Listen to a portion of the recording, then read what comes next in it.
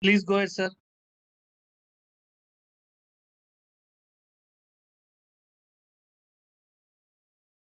Good afternoon, good evening, good morning if anyone has joined in from outside India earlier, other side of the world also. Thank you very much for joining in. I'll be speaking about organizational resilience today, which according to me, according to us, is the need of the hour for every organization. And our attempt is to establish this fact this afternoon. I also will be joined by two guest speakers, Group Captain Ashok Kumar from Indian Air Force, Government of India, and Dr. Aaron Gracie from UK. Can I be given the access to share my slides, please? Great.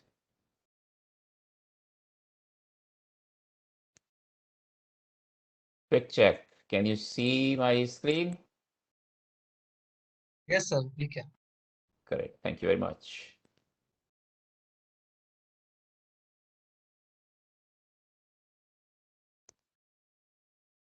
I wanted to keep this session interactive. It's a poll. I request all the participants to type in your response in the chat box, please, and we'll attempt to monitor this. And also, Anup, if you can help me with that also, please, if you can monitor what's the response coming up.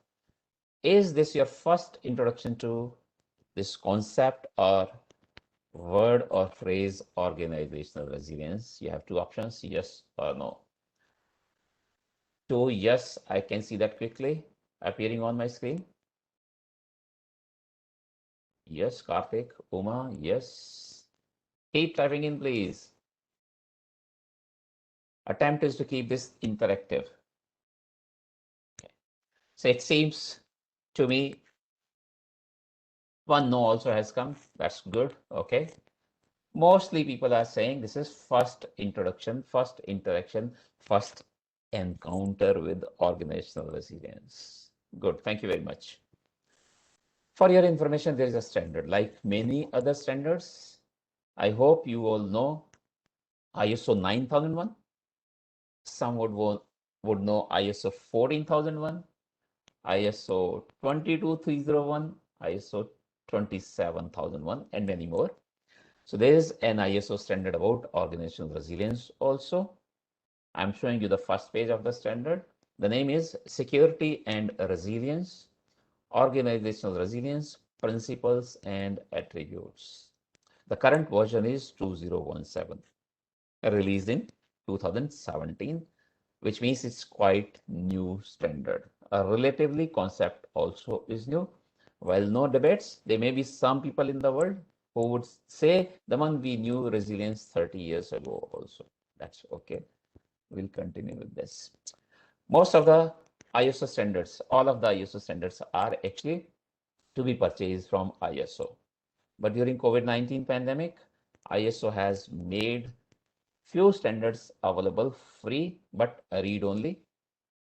You can go to ISO website and find. You cannot download, it's read only. Online, you have to read the standard. So if you wish, if you have interest, suggestion is please do, because we are talking about this concept now. Okay. So if we quickly look at the definition from the standard, which is interesting. Organizational resilience is the ability of an organization to absorb and adapt in a changing environment. We also make this statement that the only constant in the world, in the life, is change.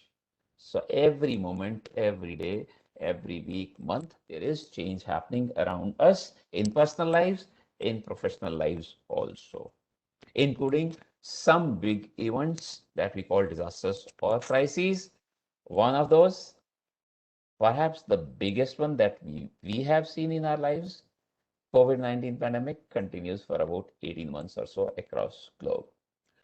So reading again, organizational resilience is defined, has been defined as the ability of an organization. And when we say ability, it's good to stop and talk about ability itself. Ability doesn't mean that I have a plan now, whether we call it risk management plan or crisis management plan, or today we say organizational resilience plan, or even business plan, not business continuity, business plan. Just having plan doesn't mean that I'm able.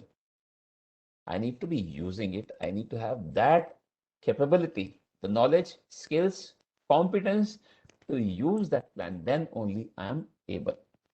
So the ability of an organization to absorb and adapt in a changing environment to enable it to deliver its objectives. So this is directly linked with the objectives of the organization, which in most cases is most likely is a financial objective. You want to make either $2 billion or $10 billion or XYZ amount. To deliver its objectives and to survive and prosper. And we need to stop once again. Some of us, if not all of us, would understand business continuity easily, including in the country and known to me, perhaps the best commitment at the highest level in a country. Our Prime Minister last year talked about business continuity planning, requesting, I'm not saying mandating, I'm not saying ordering, but requesting, suggesting, or recommending to develop business continuity plans. So people like us who would know business continuity in the past would think, so this is what is organizational resilience. Maybe we thought of risk management, crisis management also along with that. And I would like to say organizational resilience is little more than business continuity based on the last two sentences in the definition we see. Survive and prosper. Business continuity would mean doing the basic minimum after a disaster. If I go through a disaster, my intention is to do at least basic minimum for my customers, assuring continuity of the basic minimum. So that is kind of reactive. When a disaster crisis would happen, then I will attempt to do basic minimum.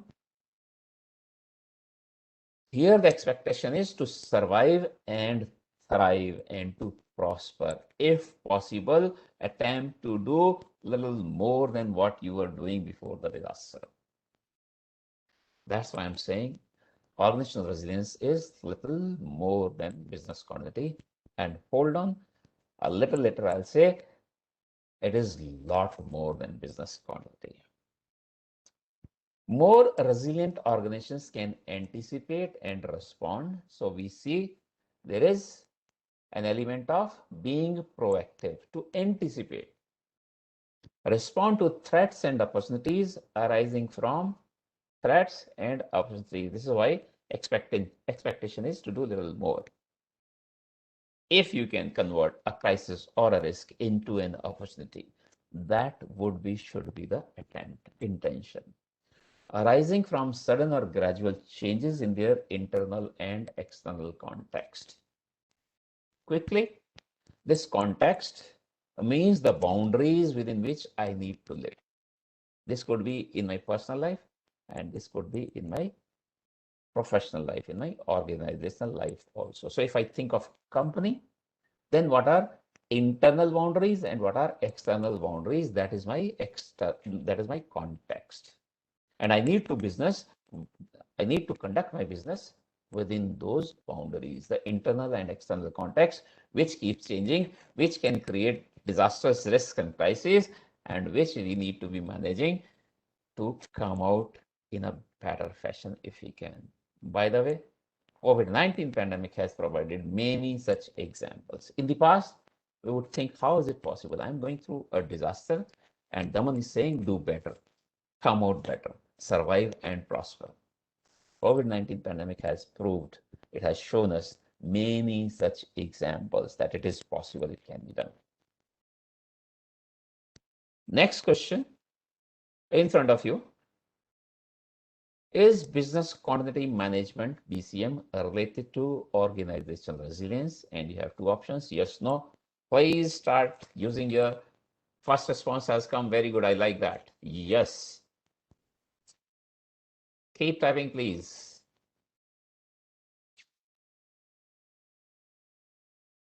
All answers visible to me so far, yes, and I'm happy with that. Yes, thanks. It is related to organizational resilience. All that I've said so far is that organizational resilience is little more later on, lot more than business continuity. But business continuity is not to be forgotten. That's not the message at all that we are attempting to convey. Thank you very much. Keep doing that response. Next one. Which of the following are related to organizational resilience, and select all that applies. Now select means you need to type, so it will take a little time. Go through the options first and then type, please. I'll give a little more time for this one. First response, Nagaraj says all. Second one, Raj Kishore, crisis management, good. Mohan, all, okay. Which of the following are related to organizational resilience? And you have so many options. Please read. Risk management, okay. Risk, crisis, legal compliance, audit, supply chain, all. Many are saying all, great. Facilities management, communications management. Keep typing in, please. Financial control management. What we would see, some of these are ISMS, great. Some of these are quite obvious, but some of these are not so obvious. That's why I had kept this question here. Risk crisis, very easily. We would think of business continuity and organizational resilience. But if we think of facilities management, maybe legal compliance audit, I'm not sure. Right? So all those who have said yes, yes, all, how many do we see in front of us? 10. Hold on, please. I'll make these 20 in a moment for you.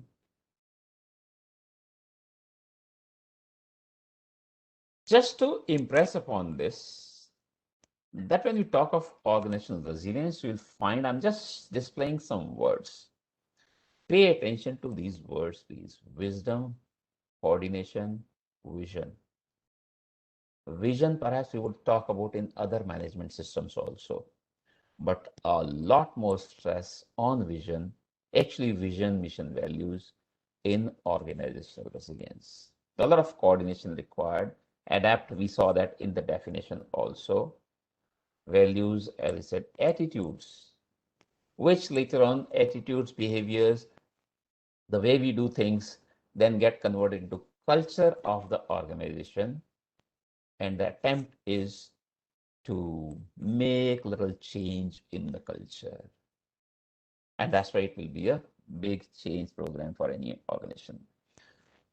Roles and responsibilities, most management systems understood, while today management systems are saying roles, responsibilities, and authorities. You say the one is the junior most person. Senior people play a role, everyone understand easily. But what is my role? I am a junior person in organizational resilience. You say, Raman, yes, you have some role. Everyone has a role. Question comes is, do I have some authority also? And we need to talk about these. Very important. I have been to companies and countries as an auditor also. So my discussions are based on those experiences as well. That even after 10, 15 years of a journey on any management system, even after 10, 15 years of certified journey of a management system, I find a gap. I don't want to call it failure. It is not major non-conformity. I'm not saying that. It is not minor non-conformity. I'm not saying that yet.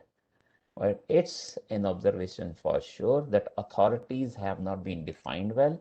Authorities have not been understood well. In organizational resilience also, we need to talk about that. Resilience, the topic itself is organizational resilience. Look at trust. Perhaps we wouldn't have talked of trust in other management systems, and coherence and collaborate. We need to work together, all of us in an organization. So few such words more coming up in front of you. Diversity, which is a very important point and is a challenge across globe. It is within one of those 17 SDGs also which have been defined by United Nations. Encourage. Oh, encourage, yeah, encourage. We know the one. We have been doing that. I'm not sure. Let's look into that deeply, seriously. We need to improve upon that so that we become more resilient. Creativity wouldn't have come in either crisis risk or BCM. Organizational resilience talks of creativity, which will give rise to innovation also. We cannot survive and thrive without innovation in any organization. Empowerment. Yes, Daman, we empower our employees. What do we mean by that? I'll take an example a little later. So stay with me. Just keep this in mind. Empower. As almost all organizations will say, encouragement, I said, and empower, I said. Yes, Daman, we do that. We have been doing that. So hold on, please. Let's do a deep stick check, and demonstrate. If you have some qualities, there's nothing wrong in saying you are good if you are good. And actually, we must. So that because it's possible that someone else gets motivated because of some good that you have done, some good that I have done. Okay. So demonstrate your capabilities, demonstrate what strengths, what qualities you have. These are only maybe 15 words that I have shown, but I go up to discussing 70 plus such powerful words, many or most of those which wouldn't have been touched in the BCM, risk, crisis, information security, cyber security, etc. in the past. So I'm still saying it is little more than what we had been doing. Organizational resilience is little more than what we have been doing so far. And I can see my co-speaker, Dr. Aaron from UK has joined. So welcome, Dr. Aaron, and we will request him to share his view a little later. Next question for you. Which statement is correct? Please read the question carefully and options carefully. Which statement is correct with respect to applicability of ISO 22316 standard? Your options here, and please type in your responses. I will attempt to. Nota. Mohan PV says nota. Okay. None of the above. I would like to see a little more. Okay, all, none of the above. Okay, so nota or none of the above, two responses have come so far. Then I request, please, if you say none of the above, then what? According to you, what is the applicability of ISO 22316? Second last, none of the above has couple of times, has come couple of times. So please now type in, then what? If none of the above. Okay, it is applicable to all organizations and institutions. Thank you very much. And that's the fact. This is not a specific standard. This is a generic standard. This is applicable to all organizations anywhere in the world.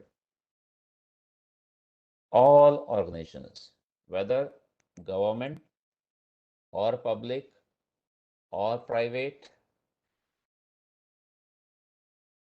small, medium, large, simple, complex, industry sector A, B, C, A to Z. It's applicable to all organizations of all types and in all industry sectors. So this is where we are going a little deep towards that statement. The session itself has been called Need of the Hour. That this standard is available, usable. I saw someone typing guideline in response to that, guidelines for all, something like that had come in. So I'll spend a few seconds, maybe a minute on that also. Yes, this standard is a guideline standard. Some would have understood this. For others, I'm spending few seconds here. You may know your organizations, many organizations are certified. Almost all organizations today perhaps would have been, especially in India, would have been certified to ISO 9001, the quality management system. Similarly, many for ISO 14001, environment management system. Some for ISO 22301, business continuity management. Some for ISO 27001, ISMS, information security management. All those are certifiable standards. Those are called requirements or specification standards. There are a few which are not certifiable, which are not specifications or requirements. Those are guidelines. So ISO 22316 is one of those. Just for information, ISO 31000 for risk management is also a guideline document or standard. So yes, you were right. I missed the name, but thank you very much. This is very important portion. And this is where I'm now expanding. Initially, I said, it seems to me, I believe, thoroughly believe, that organizational resilience is little more than business continuity. We attempted to say that with the help of some powerful words also. And then I'm going to say that this is a lot more than business continuity management. Please spend a few seconds on this.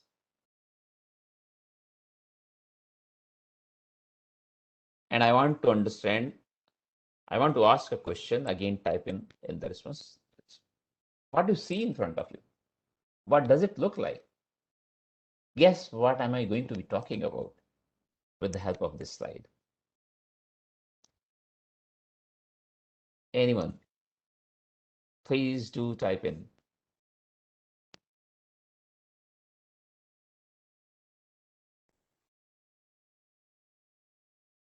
No responses here? Okay. I believe, yes, I see something. All management principles. Okay, 20 domain. All right. Then so what? 20 domain means what? These 20 domains make the organization, according to me. Someone could say, Daman, this is what all that happens in an organization. Yes. Daman, all these put together, domains or principles. Nagaraj, a truck with 20 wheels. Thank you very much. I'll go to that.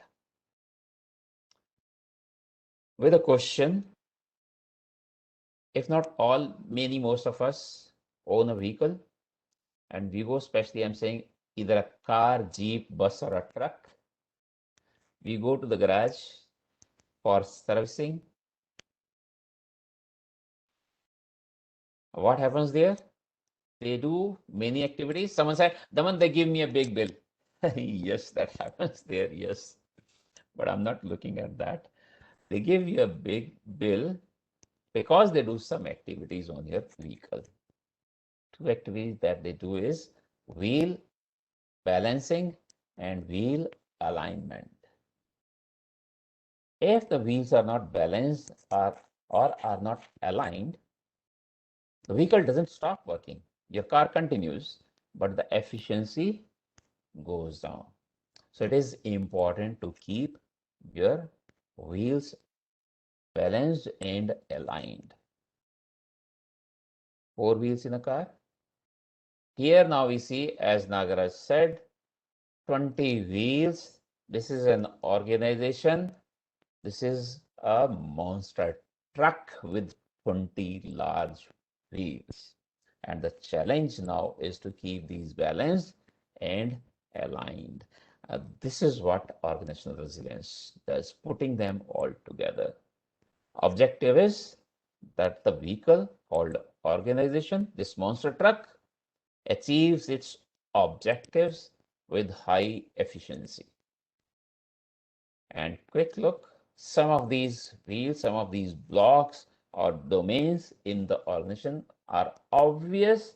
We could think with when we think of resilience or organizational resilience. Some of these may not be so obvious. For example, business continuity, crisis, cybersecurity. We have heard of these, easily understood. Yeah, we are talking of, Daman is talking of.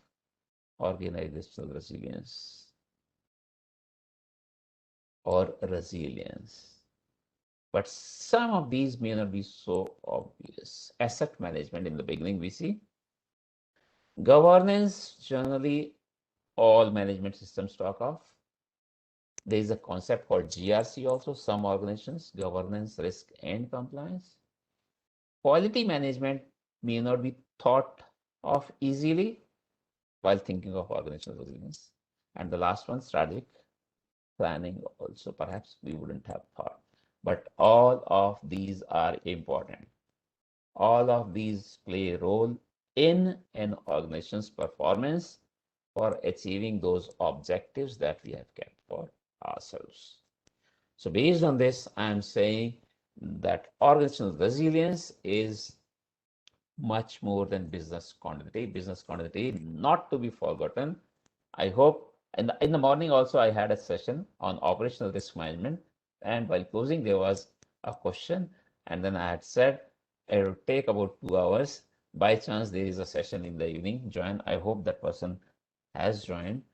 Business continuity is no less important when we start working on organizational resilience.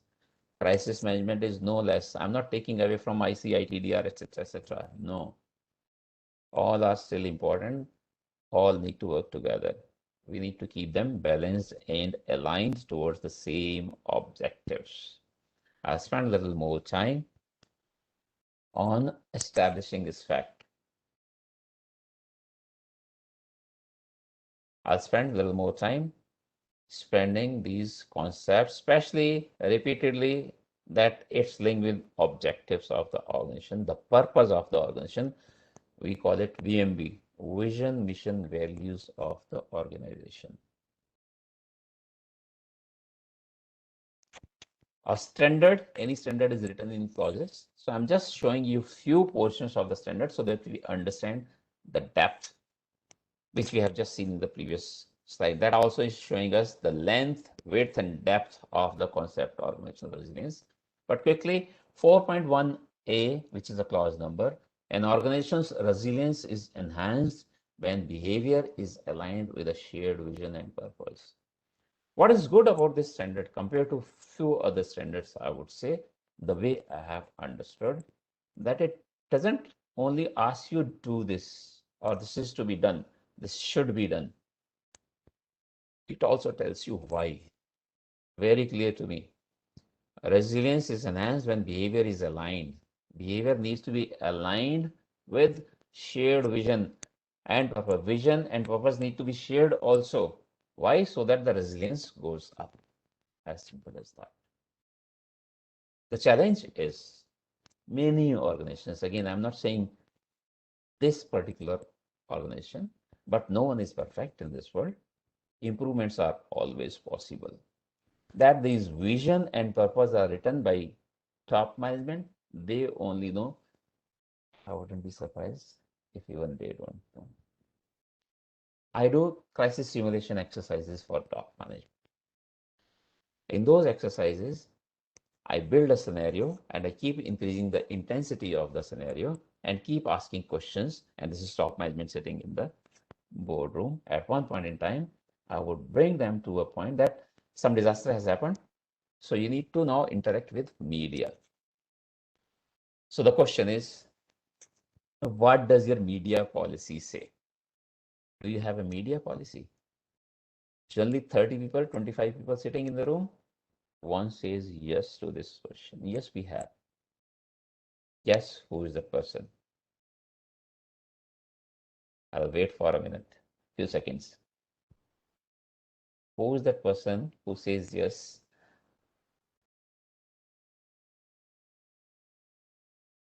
Who is that person?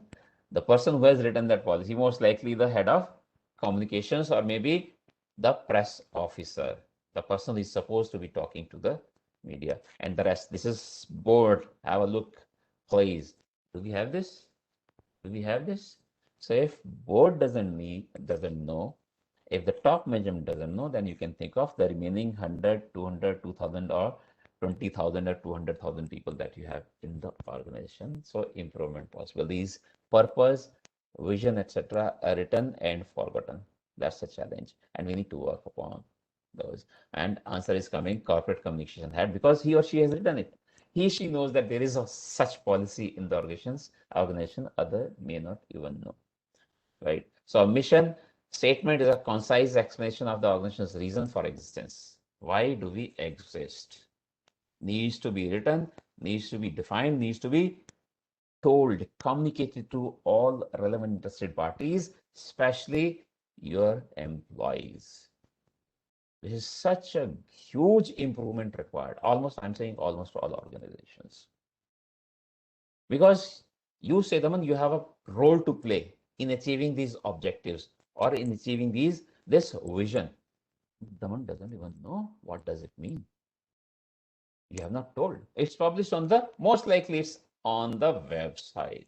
Vision, mission, values, published there and forgotten. I'll talk a little more about that. And the organizational purpose is the motivating force, the purpose. Why do we exist? It motivates us, and we don't even know. See, purpose of purpose is to motivate us to work towards that goal, but we don't even know. We have not told, especially our employees, internal interested parties. Motivating force, moving, guiding, and delivering. It is the driving force, the fuel, the bond, the intangible links that pulls the organization through the path that you have chosen. It helps you to continue moving on that.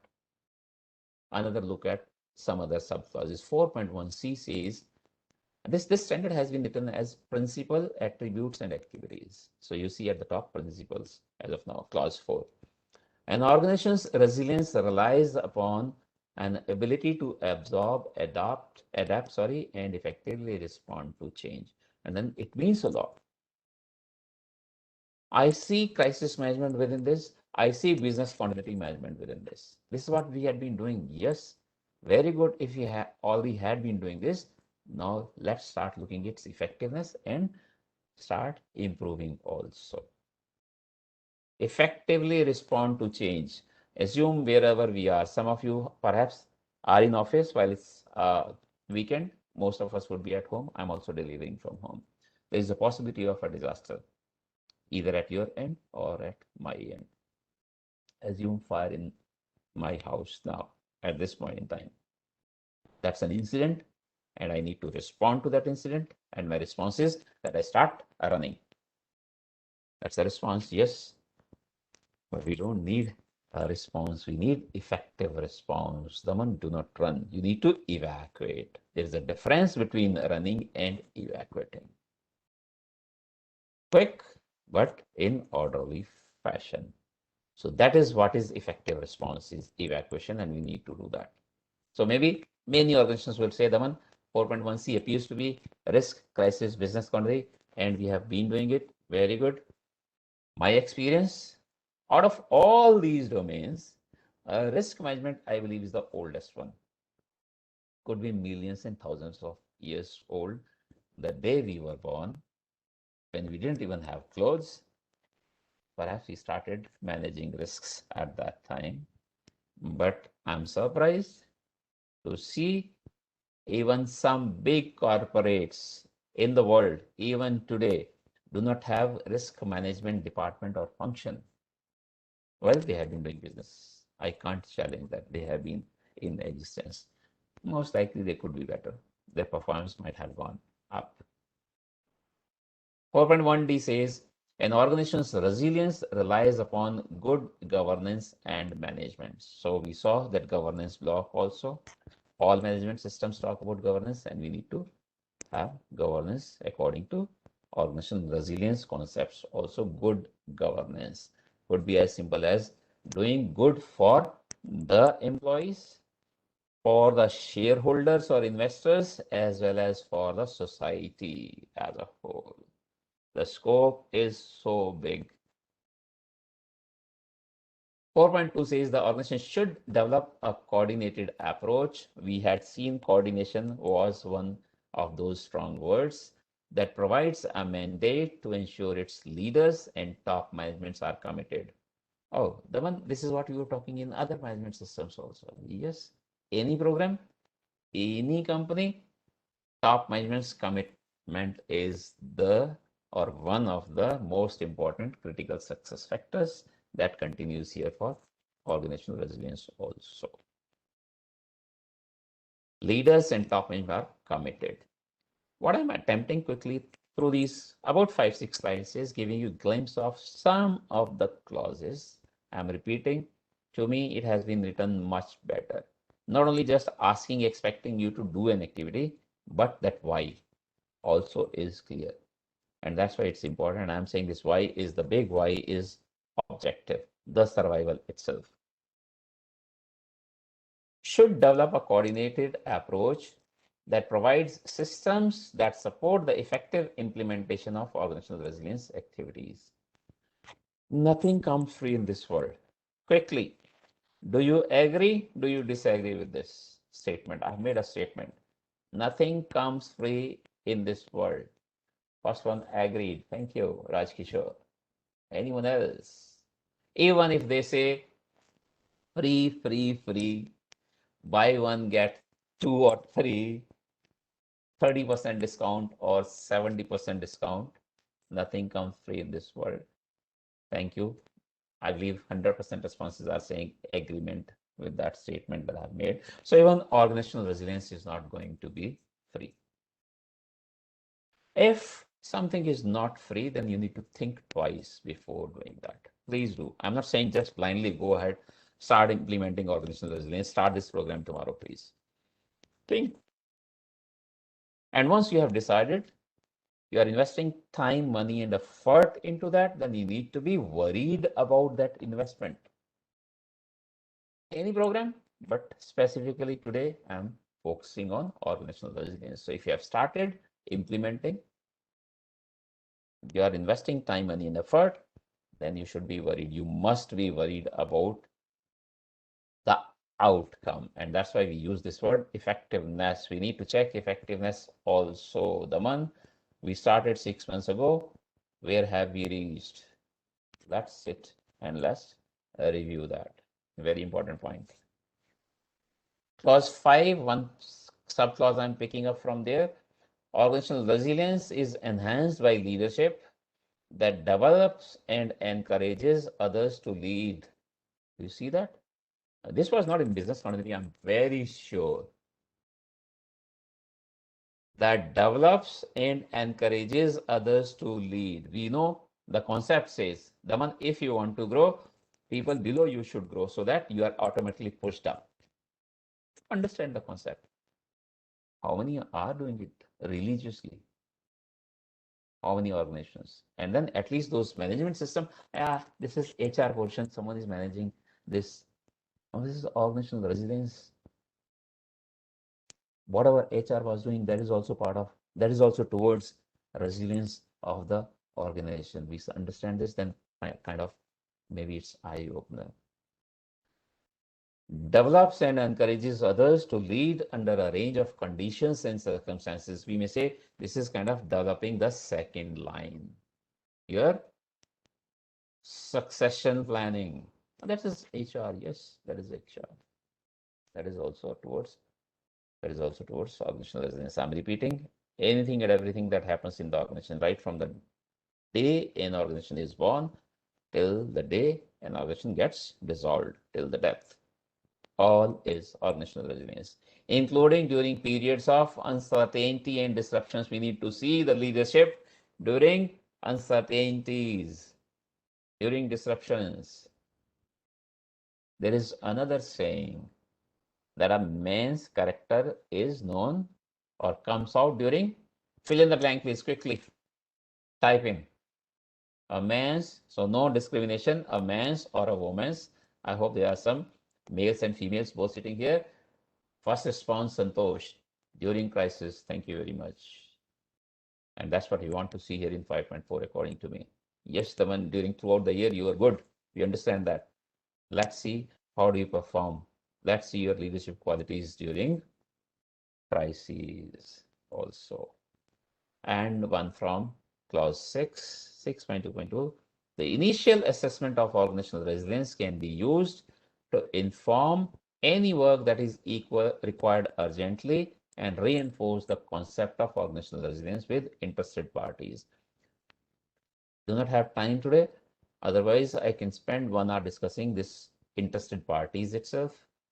Quickly, it's a replacement for stakeholders, what we used to call in the past stakeholders, but it means a lot more and there's a lot of difference also. It is very interesting to discuss interested parties and what roles do they play in our business. We need to understand and then we need to work upon that. Reinforce the concept of organizational resilience with all relevant interested parties. What is suggested is, as I said, there are 20 components. If we can see that, I have at least 20 ways, 20 areas to attack upon, if we want to call that attack or work upon or to improve upon. That's a lot, Taman. Yeah, we can plan it. Let's see what is the weak area for us. Let's see what is the strong area for us, where we are good and where we are not so good. So where we are good, continue doing the same way. No additional time, effort, money required there, but where we have improvement possible, improvement required, we must invest there. So we can plan slowly. Even if I find 5 areas to act upon, not necessary that I start acting on all 5s at the same time. So an initial assessment, this is suggested, recommended that we sit down, do an assessment. Let's look at ourselves first and then make plan to go forward. Very important portion coming up. As I said, to me, this is linked directly with VMB. VMB is vision, mission, values of the organization. I'm attempting. Kenja is a Japanese company. I'm not representing them, right? So please don't take me otherwise. I've just picked up this as an example. I'll ask a question whether my Explorer is visible to you all or not. Someone has to respond. Can you see my Explorer? Someone say yes, no, type in yes. Okay, thank you very much, Santosh. That okay, visible. So this is a Japanese company, I'm repeating, and what we see is Kenja, mission and values. By the way, one of the reasons that I picked up is I believe whatever I've seen. No, I've not seen the whole world, but whatever I have seen, this is the simplest way of writing mission and values. I have not seen anything simpler than this. What do they write? We are innovators on a mission to revolutionize your workplace collaboration. Read it carefully, please. We are innovators. You may recollect there was one powerful word which was innovation. So this company is saying they are innovators and their mission is, they are innovators and their mission is to revolutionize your workplace collaboration. Simple. Let's go back to my slides. You have in front of you. Just say yes once again. Someone type in. You can see my screen again. Great. To this company, Kenja, according to me, innovation is the keyword in activity. They will not be resilient if they fail to innovate. As simple as that. I'm linking organizational resilience directly with their vision, VMB portion. And I'm saying for them, I have some inputs. They may already be working on these, but as I said, I'm not representing them. I have not gone. I have not asked. They need to encourage to think out of the box. They need to create this culture. Now, culture plays a lot of a big role in organizational resilience. We need to develop this culture of thinking out of the box. Innovation will not happen without thinking out of the box. They also need to encourage, they need to develop this culture to do different. We know some great people, some great person has said that great people or great leaders don't do different things. They do differently. So that's okay. But I would say we need to do something different also. If you keep mixing hydrogen or oxygen, you will most likely end up making water only. Especially this company, if they're saying they're innovators, they need to encourage to do different also. They need to develop this culture. Also create a culture of speaking up. With this comes to mind an example. Almost all organizations would have said we have an open door policy. Again, quickly, anyone who says, Daman, I don't know this. What is open door policy, or I have never heard of this? Maybe you would say, my organization doesn't have. If there is anyone like that, I would like to see. Otherwise, I'm assuming that you all agree with me. Almost never heard. Okay. Open door policy. Good, then that I'm discussing. Agree. So let me say many organizations, most organizations, I'm not saying almost all now, have said this. We have an open door policy. What does that mean? We'll have to look at that. I go that deep. I take it so seriously. That the CEO sits in a cabin where the door is left open. So this is open door policy. We need to look at, create a culture of speaking. Do people have guts to move into that cabin where the door is left open? And they will have guts only when we develop that culture. So it needs to be worked upon. Just saying, writing these statements, we have open door policy, doesn't help. We are not resilient then. So first they have developed this culture that people are encouraged, or people have guts to move into this cabin where door is left open. This is only 1/3 of the story. Then this person who is sitting in the cabin, that culture, that this person is willing to listen to this person who has moved in, who is willing to speak up. And there is third portion, that this person, assume you were the CEO, I moved into the cabin, I wanted to speak, you had all the ears for me, both points good so far. Then third point, that if you find that what I'm saying is making little sense, some sense, it is an idea, it is recorded, explored, and acted upon if it's found to be good. That's what open door policy would mean to me. And that's what we need to create. That's my suggestion is to this person also, this company, because their vision, mission is innovation. People need to give ideas. People will give ideas. We need to listen to them. And also this culture of listening, which I have always said, also this company need to be open to invest more than many other companies. Time, money, and effort, because innovation is the objective. Their mission, vision is innovation. They need to invest more time, money, and effort. Then innovation happens. Otherwise, innovation wouldn't happen. And then otherwise, they wouldn't be resilient. So this is how my attempt was to link with one company's vision, simplest that I have found so far. I'll give one more example. And we see HSBC now. And again, I'm not representing HSBC. I'm not representing HSBC. Let's see. I've just picked up an example. Let's see what do they see. I'm assuming you all can see my screen again. The Explorer, I mean to say. This is HSBC. They say our values. They have 4. We value difference. One reason, while I'm not representing them, but one reason that I've picked up is that this is written very well according to, just like Kinja, simplest. A gap, a mistake, or an improvement, I would like to say.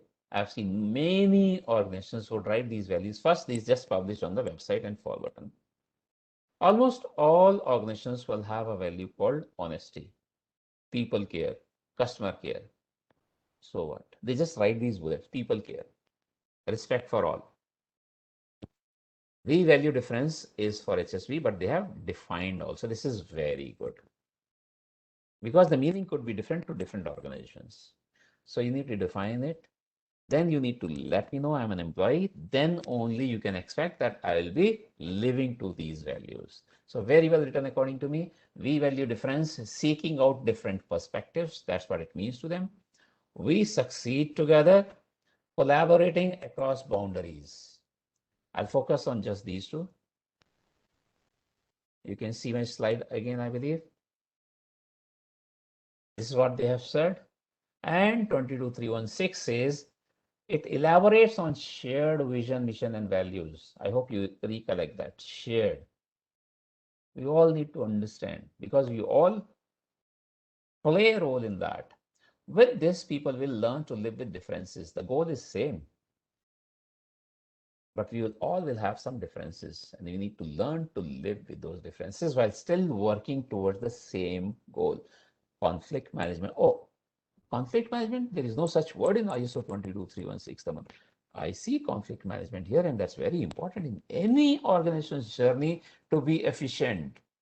These monster wheels, 20 wheels in the monster truck, there should not be conflicting wheels. One goes left, one goes right, one goes straight. No, even if we are 20 different wheels, we are going towards the same goal. And second one, collaborating in their value and collaborating directly in 22316.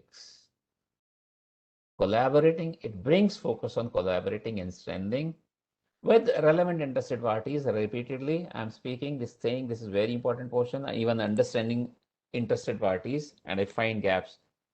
I'm an auditor also, having gone across companies, countries. So what I have been speaking is not based on only one country or one company. It is all collective experience of being a practitioner. I've dirtied my hands myself, of being a trainer, consultant, auditor, assessor, speaker, author, etc., etc. All that experience put together is coming out here.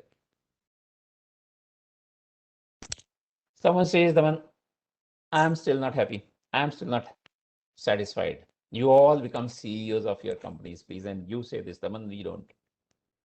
Yes, it's making some sense, but still, the still question, the big why. Why should we do?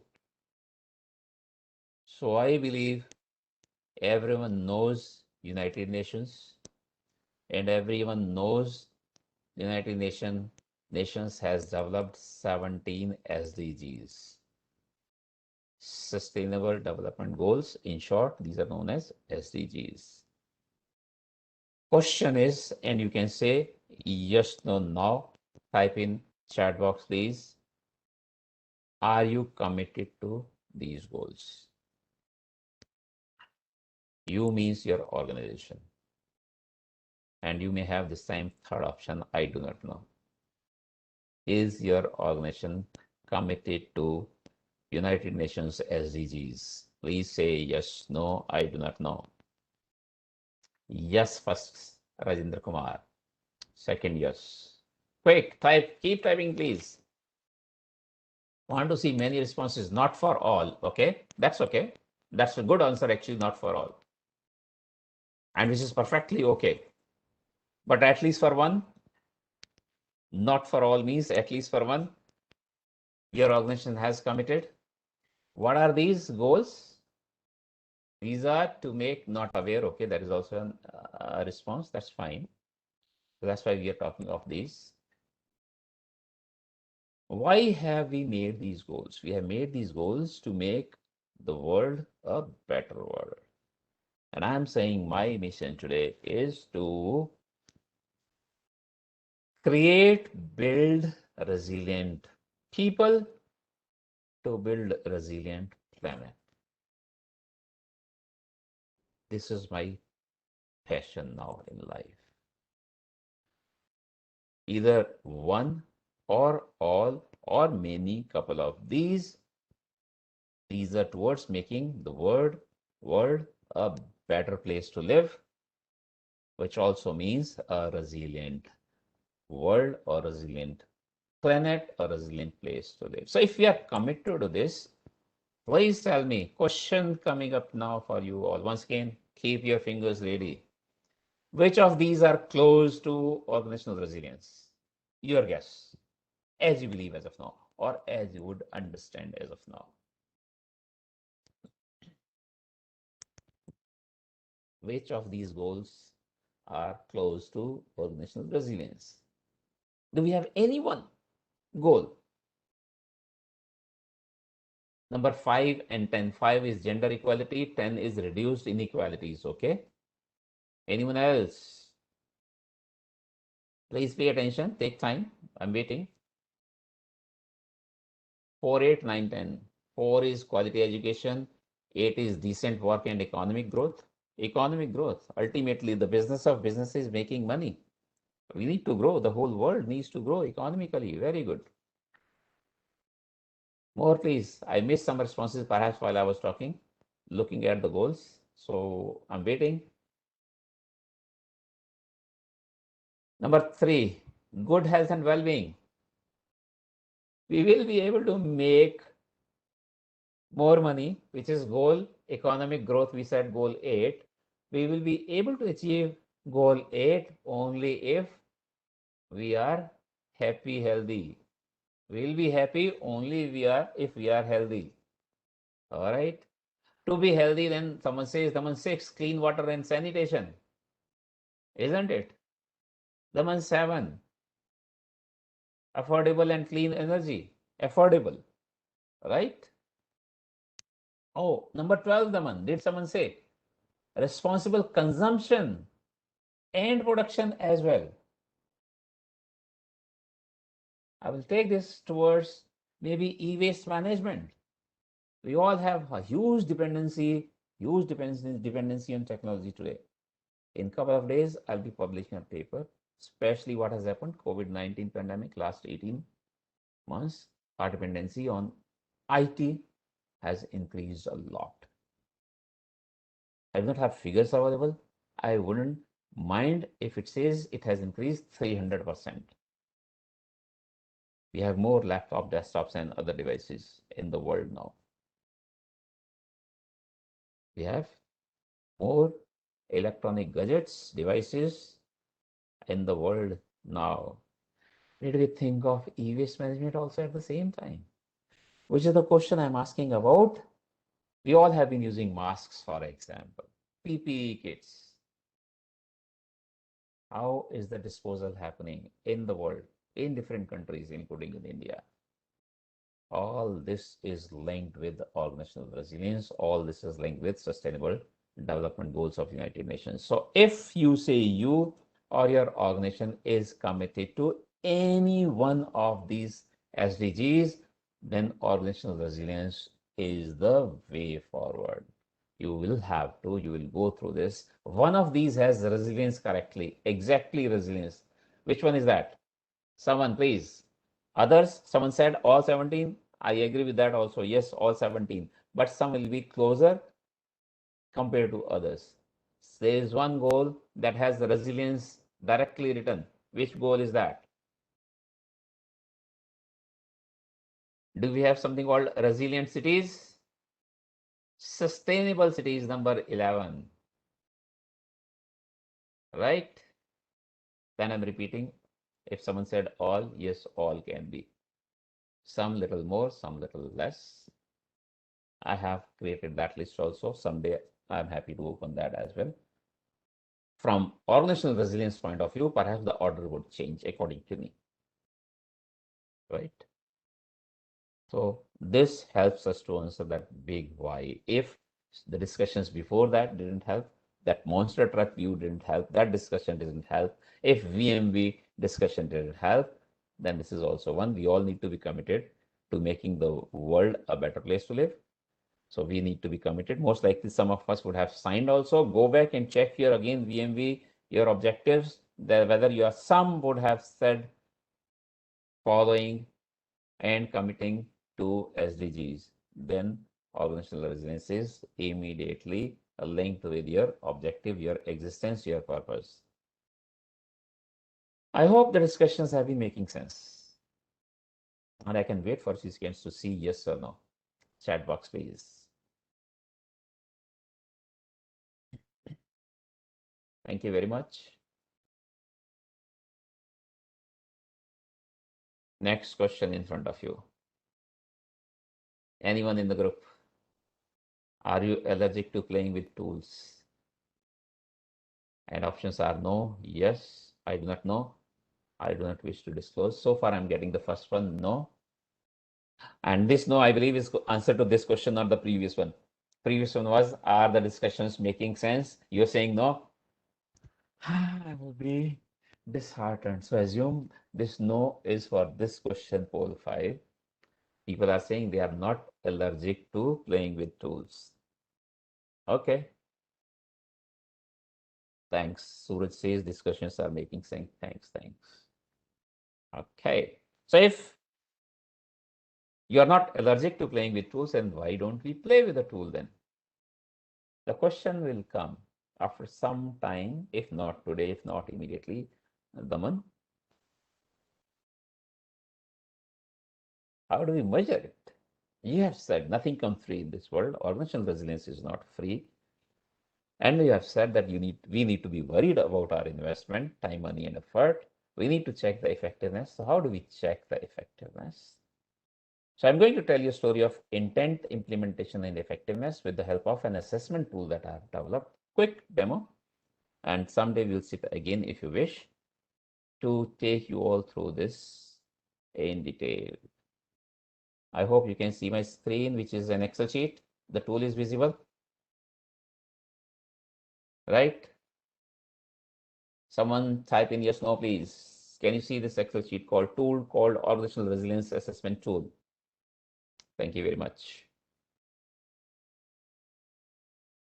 And I've given some definition, some explanation how this tool is to be used. I quickly will show you rather than talking.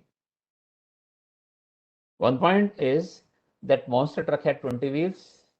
By the time I came up to developing this tool, assessment tool for organizational resilience, I ended up adding 4 more on my own. So it is about 24.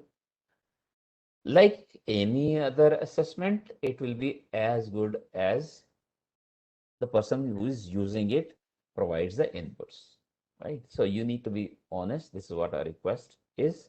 And the focus should be last 12 months of your organization. Multiple tabs you see here, input, spider graph, entry map. This is where the story of intent. This is intent, column B. You can see it. Column D, implementation, and then F, effectiveness. So maximum score is 5 on any activity. I'm assuming many in the group as of now would understand business continuity management. So I quickly will go through that portion, which is this second domain. But in all, we see there are 24, as I said. Vendors resilience program, embedding resilience domains, continual improvement. Now, this continual improvement is almost in all management systems. So all that is being reflected here. Learning, strategic planning and management. That was the last block, if you would recollect in 20. The rest are matching there. All right. I'll go to business continuity management. 5 questions. You will score yourself on intent. Your intent is visible if your BCM program is initiated. The question is not initiated yet. You will score 1. Actually, it should be 0. I have not used 0. That's why you are getting the lowest. You will give yourself lowest 1. In this case, whoever was doing this, I was doing this for XYZ fictitious organization. I am saying program has been initiated. Management of business continuity is not ad hoc. BC policy is available but is current and is approved. Framework also exists. Framework is audited on a regular basis. I'm scoring 5 on my intent. Intents are good, but this is not good enough. Having framework and having policy, we need to do next. Implementation. How is implementation? A resource has been allocated to BCM program. If not, I score 0. When I say resource, second question is a competent resource. A competent resource is better than just a resource. And this is applicable to any other management system also, by the way. So tomorrow, if you decide to work on organizational resilience, again, you will have to develop that competency. Not anyone starts working on organizational resilience. If possible, your best person should be working on organizational resilience. Appropriate BCM budget is also available. From intent, we are implementation. Yeah, budget also has been. See them. Okay, you get 3 out of 5. Or full cycle implementation has been done. And 5 BCM program plan document is available, which means it is long term. BCM program plan management document. Oh my God. BCM expert sitting here. I am saying my audit experience, even after 10-15 years of BCM journey, even after 10-15 years of certified BCM journey, when I go to audit, I find this document is missing mostly. I'm not saying BCM plan. They show me BCM plan. Yes, you have BCM plan. BCM is a program. So I'm looking at BCM program management plan. This tomorrow, perhaps I'll check for organizational resilience also, right? So if you have got that also, then you score 5. There was a point written, right? But in this case, the person has given himself or herself 4. Maybe that plan, program management plan was not available.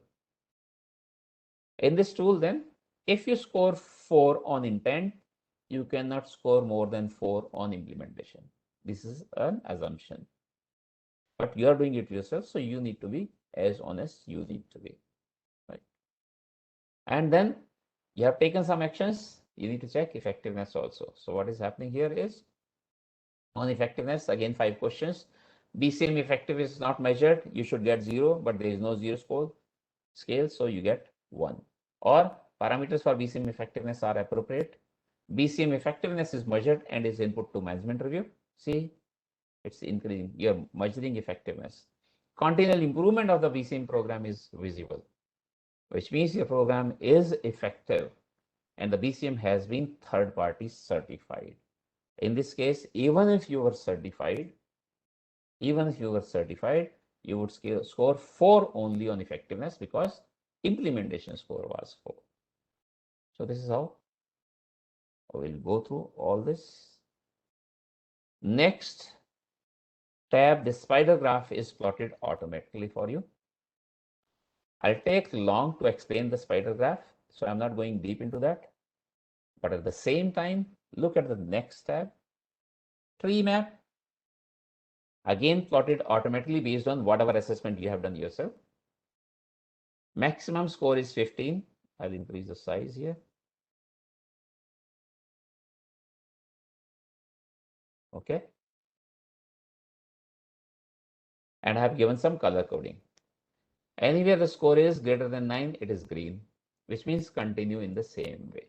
You can be a bit relaxed on that domain or area. Wherever the score is 6 to 9, it is amber. Again, color coding comes automatically from tool, which means this is your investment improvement opportunity. Think of this domain, please. But before that, if you get anything on red, which is 1 to 5 score, that is immediate area to attack upon. So this is how you can be reasonable and practicable in making your investments in organizational resilience. If we see for this organization, we have got only one green, which is business continuity management. Please continue untouched. You're doing well here, but asset management is red. Think of this immediately. Communication management is amber. It is a cause of worry, but not a concern immediately. Reds are concern. Oh my God, I have so many ambers and reds. Even in reds, you can do some ordering depending on what is your organization, size, nature, complexity, which industry sector, and looking at your objectives as well, looking at your vision, mission, values also. No need to attack all the areas at the same time. It could be planned. And this is what I would recommend, that it's a planned journey. This was a quick demo, live demo of the tool. Story of intent, implementation, and effectiveness, because the question would come, someone, how do we check the effectiveness? So there is a way out. Next question coming up, Fall 6. Are you eagerly looking forward to going back to office? Daman is changing gears automatically. All of a sudden, hold on please, I'll tell you why is this question. First answer is yes. Someone says, no, Daman, I'm already back to office. Then were you looking forward to, eagerly looking forward? Not really. Okay. Were you eagerly looking forward to going back to office? I want maximum responses to this. Please, I'll wait. So far, yes and not really. Anyone else? Eagerly looking forward to going back to office.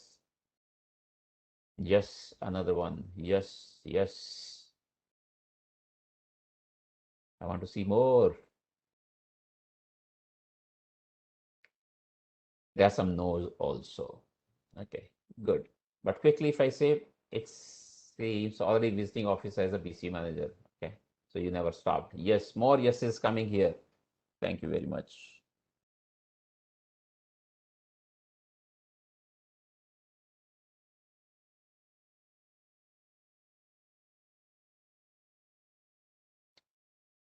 I would say about 50, well, more than 50% was saying yes to that question.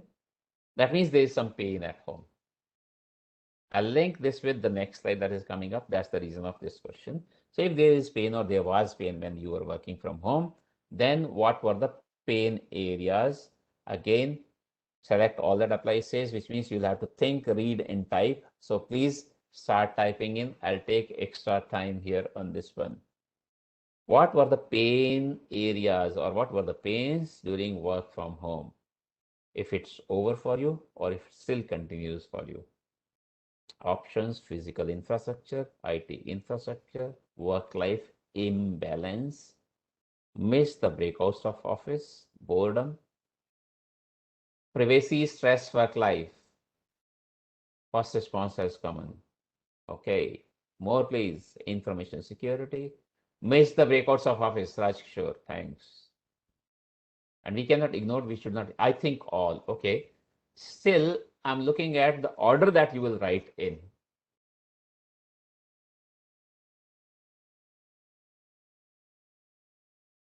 Physical infrastructure, IT infrastructure, imbalance instructions, okay. Intrusion maybe, okay. Work-life imbalance. Thank you very much. So some of us, at least if not many, knew work from home or had been working from home even in the past, even before COVID-19 pandemic. So it was not new.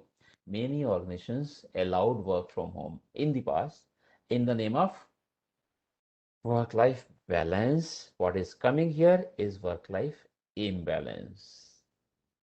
Physical infrastructure, IT infrastructure, understood easily, but work-life imbalance, perhaps no one thought. Boredom, missing the breakouts, intruding into my privacy because office is coming into my home. Family disruptions, how can you forget? Was it only me working from home? Or were there 2, 3, 4, 5 people working from home? How many desktop laptops? How many couches? How many tables? How many rooms? What internet connectivity? And look at the last one, stress, fatigue. Number of home violences have gone up. Some stats from some countries available, not necessarily from all countries. And number of divorces have gone up. More number of people are seeking counseling sessions. Oh, by the way, 2 countries in the world have a ministry of loneliness. UK already had even before COVID-19, and Japan introduced during COVID-19 pandemic. Ministry of loneliness. What does it mean? Please don't take it easy. I'm linking this with personal resilience. In the past, we would have thought, said, people make organizations. Today we say resilient people make resilient organizations. So that's why I was asking this question. If those are the pain areas, that means people are not resilient yet or not enough. We need to work upon, we need to increase. This is what I'm saying. Very interesting one. Steve Jobs seems to have said this. I was not present in that meeting myself personally, but I believe my job is not to be easy on people. And I stopped while reading first time. I said, this is arrogance. I don't expect this from Steve Jobs. My job is not to be easy on people. But I continued reading. My job is to take these great people we have. Better. My job is to take these great people This is how we will build resilient organizations. Starts from HR, starts from people. I will not take any person. I'll take great. So that itself is a difficult task. That itself is a challenge. That itself is an art which Steve Jobs was saying he had mastered, was his intention. And then I continued. And to push them and make them even better. I like this now. Once again, Steve Jobs, the person called Steve Jobs. First, I will take great people, but then I will push to make them even better. This is personal resilience, which leads to organizational resilience. I'm looking at time. I have more slides. I thought it seems to me I would be taking a lot more time, but I would like to give time, invite in my co-speakers also. So I'll skip some portion. Change effect attitude is very important. I'm going fast.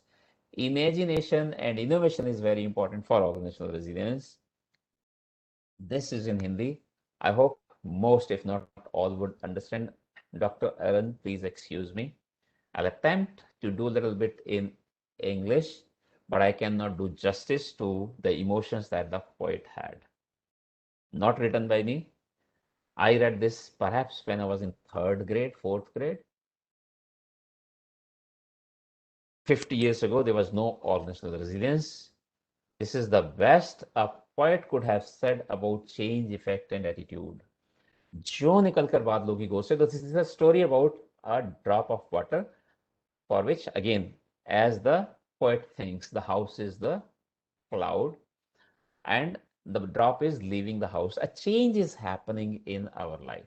It may be personal life, it may be an organizational life, and we start having negative thoughts. दैव मेरे भाग्य में है क्या बता, मैं बचूंगी या मिलूंगी धूल में, या जलूंगी गिर अंगारे पर किसी, छू पड़ूंगी या कमल के फूल में. Different negative thoughts. Finally, it is thinking of perhaps I will fall into the lotus flower also. But whether I'll fall on the ground, vanished, or maybe on fire, right? बह गई उस काल कुछ ऐसी हवा, वह समुंदर और आई अनमनी. Unmani means unwillingly. That breeze took the drop away towards the sea. एक सुंदर सीप का मुंह था खुला, वह उसी में जा पड़ी मोती बनी. So no science here. Again, it's imagination of the poet that oyster, when the drop fell into that, it turned into a pearl. So he closes this. लोग यूं ही हैं झिझकते सोचते, झिझकते means hesitation, जबकि उनको छोड़ना पड़ता है घर, when the change is happening. किंतु घर का छोड़ना अक्सर उन्हें बूंद लाओ कुछ और ही देता है कर. But the change may have positive results also. So this is, I'm repeating, the best that a poet could have said about change, effect, and attitude, which is very important in organizational resilience. Moving on, one more, some of us would know, यह किस कवि की कल्पना का चमत्कार है. कल्पना means imagination, and imagination leads to innovation, that leads to organizational resilience. We need to look at that. So we need to create that culture that people are imaginative, that people think out of the box. Were you waiting for this? Once again, Dr. Arun, this is in Hindi, but my request is you bear with us. It is about 5 minutes. I would like to play, and I was told I need to first stop sharing my screen and do, how do I stop sharing is here. Great. Okay. And then I share. What was that option? Can someone help me again? File including video, right? And this should be on my desktop. So some information security break, but it's not so important for me. It's just, where is it? I need to see Sehwag.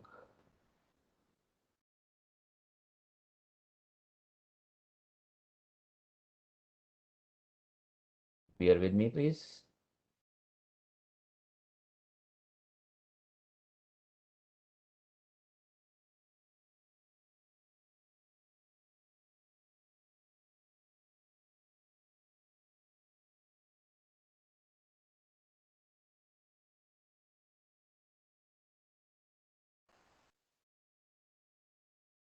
Right.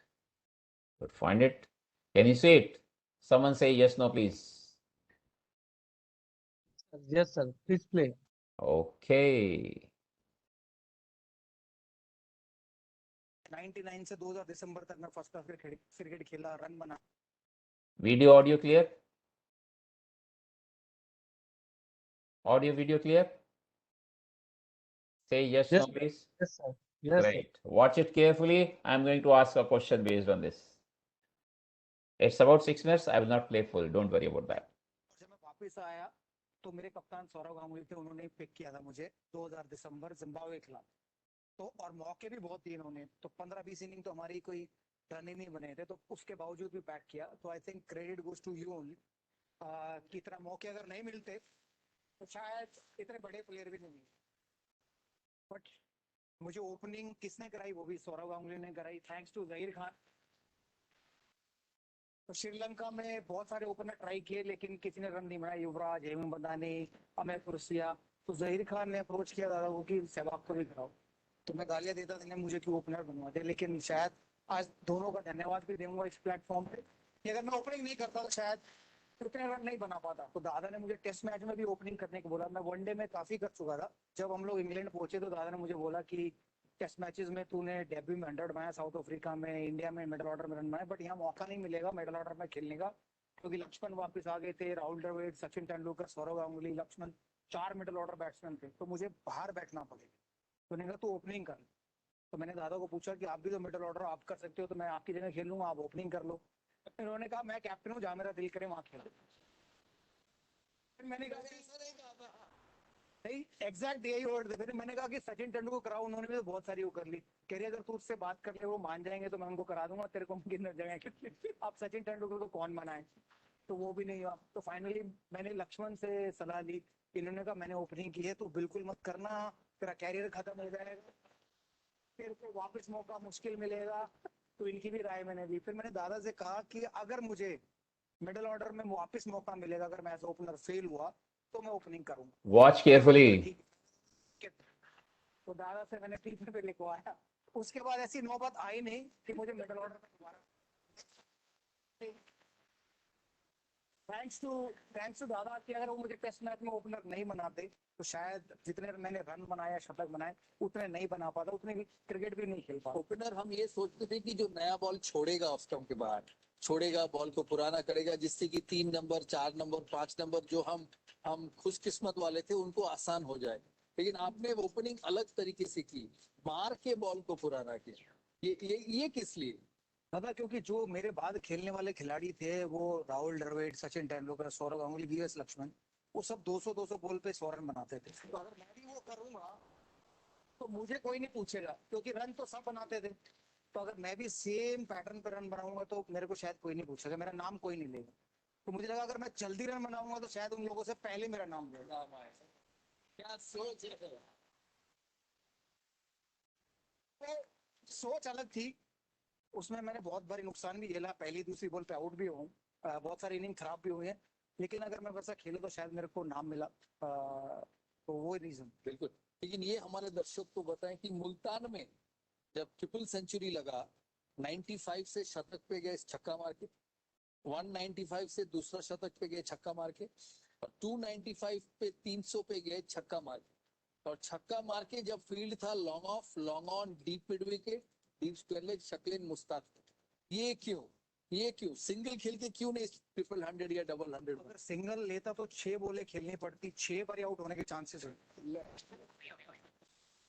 तो लेकिन छक्का मारने की एक ही ball चाहिए और 6 run मिलते हैं तो chance.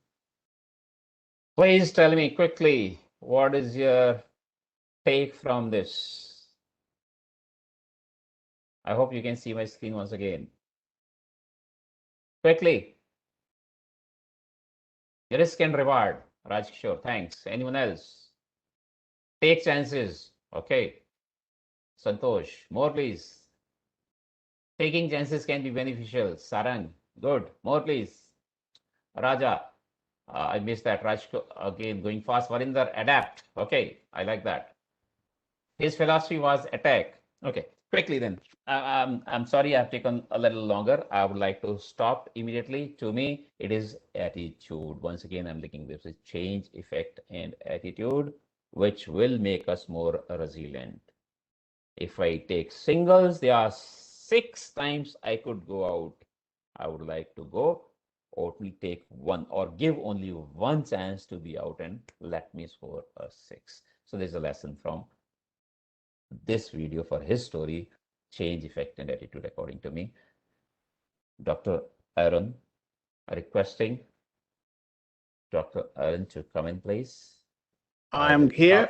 Yes, I'll stop sharing my screen. Thank so you. that he is able to.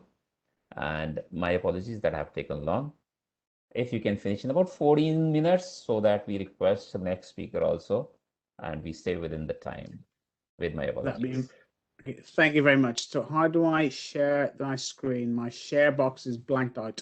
Yes, the ASSOCHAM will help. They'll make. Oh, here we go. Thank you very much.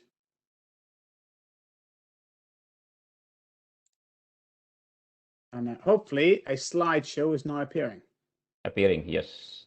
And he's Excellent. speaking from UK, so we must appreciate that. It's too early for him. Great. On Saturday. Thank you very much. I will speak steady and slowly so that you can all hear me because I have a slight accent. Very clear. So from this, and thank you very much for the invitation to speak to yourselves today. So I am looking at organizational resilience, which my PhD and my research is based on. And we've got to accept that the world that we live in at the moment, the new normal, is constantly changing. It's a disruptive environment. There is disharmony and there is destruction everywhere we look. Okay, and this has been described as the VUCA world, the VUCA normal, the volatile, uncertain, complex, and ambiguous. It is the new normal. It is what we are experiencing on a daily life at the moment. Now, this concept of VUCA came from the US military, and over here in the UK, we look at the 5 C's within the operational environment: congested, cluttered, contested, connected, and constrained. That was originally done for military operations, but has now moved into the business world as well, because that is what the business world is dealing with. Okay? And we are faced with either black swan events or creeping tides. Of course, black swans are those that we have not prepared for or did not foresee and have occurred seemingly out of the blue, whereas creeping tides are situations which have come upon us because we did not properly plan or mitigate those situations. Both of these events can have a critical impact to our business. And we need to understand this and how to operate within this environment if we as businesses wish to survive and go forward. Now, if you look at this, this is what I would describe as an organization's resilience journey. Here, your business as usual. And this is your baseline resilience capability, this green line. And this is where you sit in line with your normal business continuity capability, the experience of your staff, or your business experience and know-how. The difference between your business as usual and your baseline resilience is your resilience gap, as I described it. When you hit a disruptive event, you will fall down to where your baseline resilience capability can kick in and get you up and running. And as that is occurring, you are then implementing your immediate action, your crisis management, for want of a better word. As you do that, you may have an initial up and down as things don't work, and you adapt based on the situation you're dealing with. And as that starts to take a grip, you then move into your business continuity plan phase. And this is where you now start putting in everything that you've planned to bring yourself back into operations. Then you go into your recovery phase and then back to normal operations. This area here is, while you've done this journey, you have sustained a level of lost performance. And you may never get back to business as usual, because although you are up to normal running, the environment you're operating in has changed. Your stakeholders' opinion of you has changed.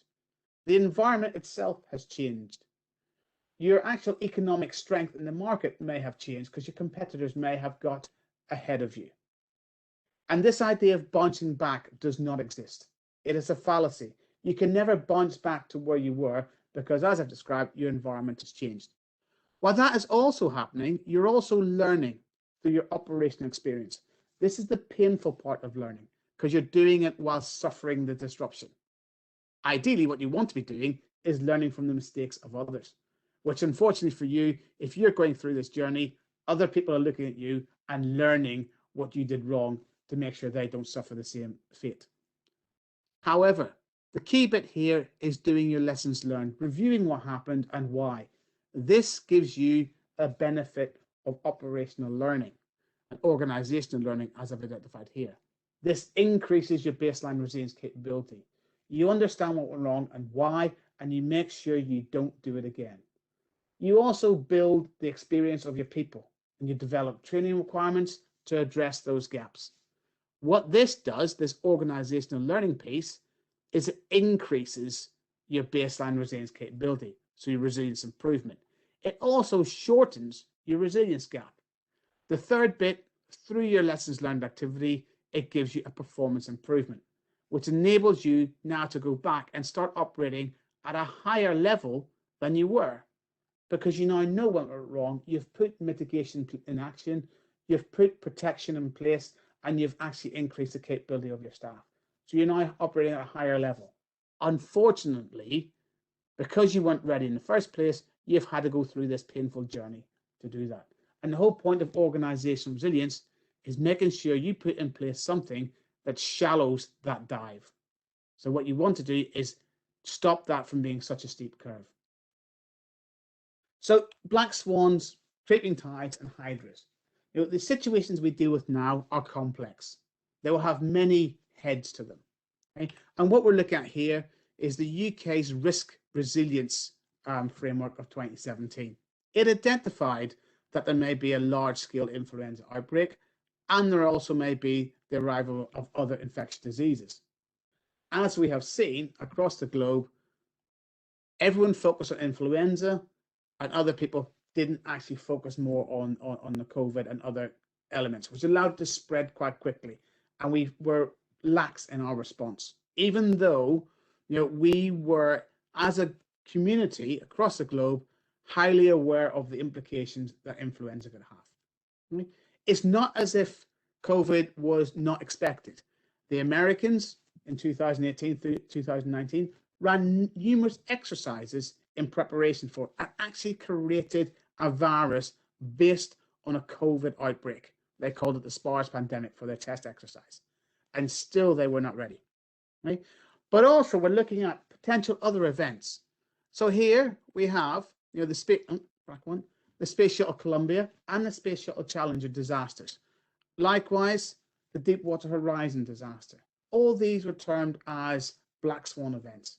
But when you dig back into it, you identify that there were signs of failure, there was a lack of learning lessons, there was no accountability at senior level, and there was a toxic culture.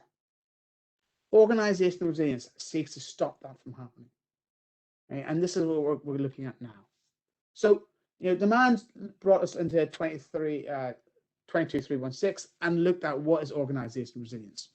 Now, if we look here, I've also pulled some other definitions from Cranfield University, which here in the UK is at the front end of leading into research into organizational resilience.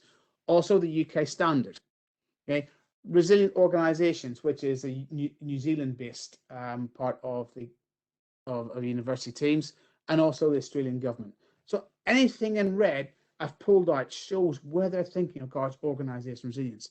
It's to anticipate, prepare, respond, adapt. If you look at ResOrgs, they're highlighting it's a strategic capability. It offers a strategic opportunity. However, very few here talk about people. Now, when I looked at this as part of my research, I stripped back organizational resilience and actually focused on what delivered it. What delivers your resilience is your people. Their capability to adapt, respond, anticipate, understand, learn, and grow. So resilience is a people-centric capability. It requires the strategic coordination through adaptive leadership and a shared situational awareness. But you can't get this unless you underpin it by a learning culture through positive adjustment and adaptation. Now, if you go and look at high reliability organizations, they have all this in place. They are focused on failure to make sure it doesn't happen. They defer to the expertise of the individual.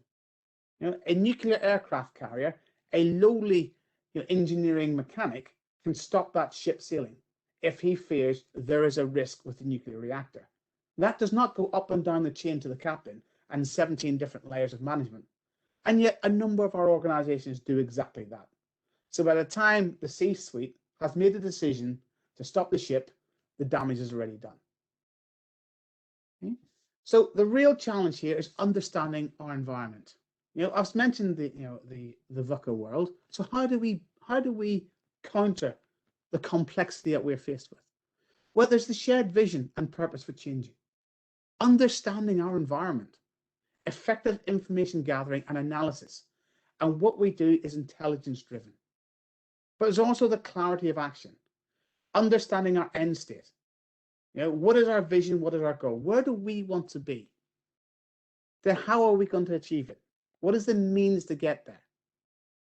And then what needs to be done to achieve this? So, you know, the end state, that means, and the what activities are we going to do to get there? And the link to that is our strategic agility. So back to our shared vision. But we are empowering our workforce to deliver that vision. And through that is the adaptive leadership underpinned by a learning culture. Now go back to your organization and say, do we have this in place? And then if not, question, do we have a high level of resilience? And that's what we ought to look at it. Now, linking all this together is the dynamic thinking. And here, you know, it's an ongoing exercise. Your decisions are based in fact and evidence, not assumptions, not because the C-suite want it, because it looks good, but evidence, facts, based on what the market is delivering. Understanding how the current situation environment impacts you. And linked to that is your clear direction of priorities and actions which delivers your vision. Therefore, then, you need your resource management. Where are our key people needed at what time and where? Where can I achieve maximum impact? And then once we get that, the management direction. My leadership gives me direction to deliver this. Once I've created my plan, how do I assess it and how do I assure it? And when it's going wrong in that assurance process, how do I adapt it if I need to? Okay? And key to this is the Organizational Resilience Management Maturity Model, which I have developed. And Daman has showed something that he has created previously, and this is again is linked. And as you see, we have a similar thoughts and process. The key bit to this are the top three: your culture, your corporate vision, and your leadership. They are the strategic element that sit at the center of it. Everything else is wrapped around it. If you haven't got your right culture, you haven't got a shared vision, and your leadership is toxic, your organization is going nowhere, and its resilience will drop quite quickly. How does it work in practice? Well, I have my leadership, my culture, my vision at the core of my organization. I then have my principles, my organizational resilience principles. I then have my values, my organization values, and the behaviors I'll see in my staff. Around that is all the information gathering, understanding my environment. Linking to this are my operational resilience frameworks. Okay, what do I need to deliver? And then those operational resilience activities. Now, this diagram links organizational resilience through behaviors, values, information gathering, right through to my operational resilience activities. Too many people are confusing organizational resilience with sets principles and operational resilience with sets activities. People are meshing them together and getting it wrong. And this is what we've got to understand. 22316 sets the principles, organizational resilience. We're currently seeing the development of operational resilience, and we need to understand the linkage between them. So if I now put this in practice, how does it work? Well, there's my three core elements. There are my organizational resilience principles. I'm now seeing my values: integrity, honesty, trustworthy, diligence, fairness, and accountability. There's my organizational values. There's my behaviors and my staff and my organization. It's compassionate, inclusive, inquiring. You know, I'm safety focused. I'm looking for building a continuous improvement mentality. Okay? I'm collaborative and I'm consistent. Around that, there's my information gathering, my business intelligence frameworks. I'm red teaming. I'm looking at horizon scanning. And I'm also very aware of my environment I'm working in. I then set in that my operational resilience frameworks, corporate security, policy, stakeholder engagement, risk and assurance. And then mapped to that are all my operational resilience activities. Now this model, the resilient sunburst, as I call it, you can see how it goes from the principles of organizational resilience right through to the activities I should be delivering. And that's what you should be looking with your organization as well. How do I take my principles of organizational resilience right through to the activities to deliver my operational resilience and linking them from end to end? Because if I'm linking these to my shared vision based upon a learning culture with the correct level of empowering adaptive leadership, I will default start building a strong level of resilience within my company or my business. Because those are the three things I need to drive forward. Once I've got that, I can then build my principles, then building my values, then seeing my behaviors, and then linking to that, gathering the information of the environment and my competitors, understanding my operational resilience tasks, and then putting out there the activities. That's the approach. That's the research that I've done on this. And this is how you actually build and apply organizational resilience. Okay? And then finally, when something does go wrong, understanding, doing an after action review. What happened? Why did it happen? When did those things happen? Where did it happen? And how did it happen? This is where you do your lessons learned. And that feeds back in. And if you remember the journey we went upon, this is the bit that gives you the chance to step above where you find yourself and become better and increase your resilience knowledge and decrease the resilience gap. Okay? So in summary, we are living in the new normal. We can't avoid it. It's here. Okay? We need to invest in our people to build our resilience. We need to take a system of systems approach. Stop acting and living in silos. We're a system. And actually, given that we are now in a global world, a global environment with global supply chains, we are a system of systems. Resilience is a leadership activity. It sits at the top. They guide it, but everyone is accountable for delivering it. But to do that, we need to understand our environment. We also need to red team, alternative analysis to survive. Understand the threats, but understand how they impact us.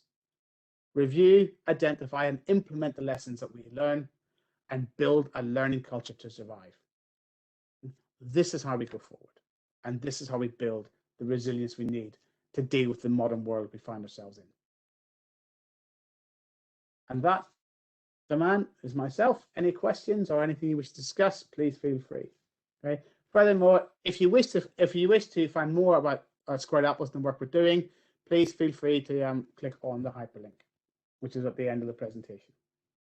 Thank you very much, Dr. Aaron. Can you unshare? Yes, please unshare your screen. Yeah, thank you very much. Quick one. First is my request. You did very well. I had taken most of the time, with apologies again and again to you and Group Captain Ashok coming up after you. Quick take from me. Well, there's a lot to learn from this sunburst model. It's all about people. And I have been saying that myself also. It's all about people. We need to take care of people, or a resilient people make a resilient organizations, as I said.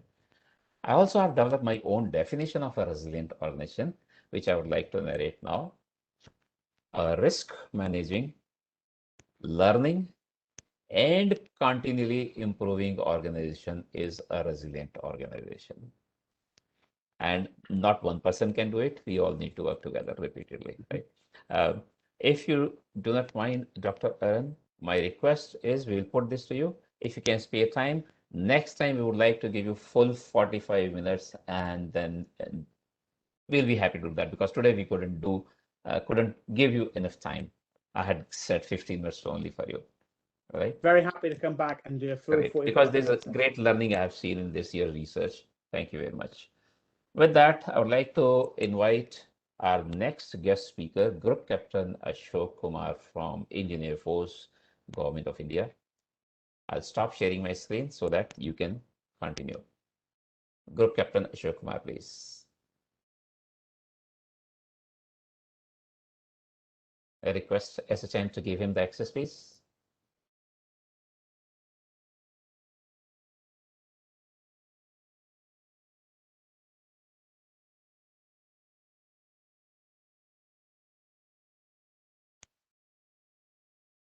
Kajal, Anup, can you do that, please?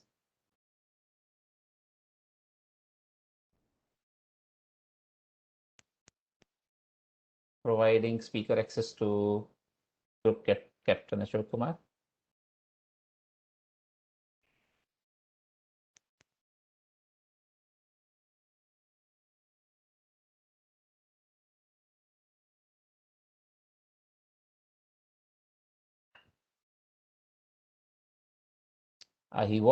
Maybe he has got disconnected. So let's wait.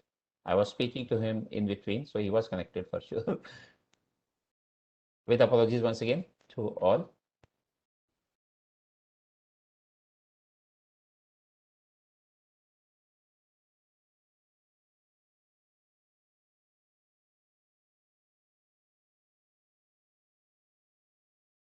Let me attempt to call again.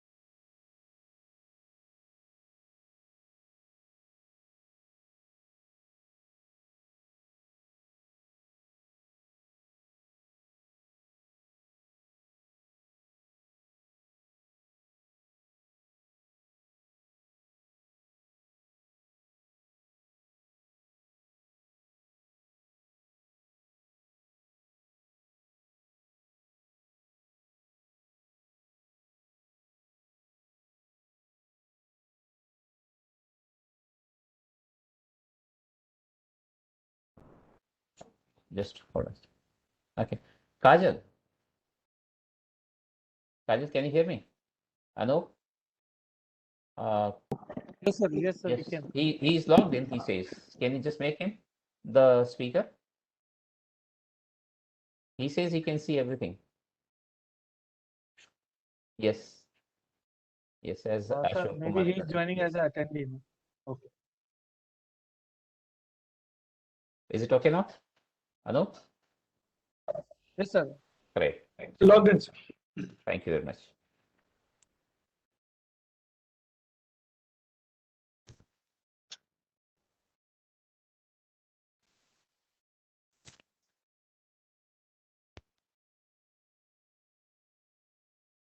Okay. Start please immediately. Yes, Right, the same sir. challenge I'm giving to you also. No. That only I will 14 not minutes take available. much time. Right. And I'm online. Please, can I share my screen? Okay. Is my screen visible to you? Not yet. Okay. I can see you, but not your screen yet. All right. Share my screen. Okay. Yep.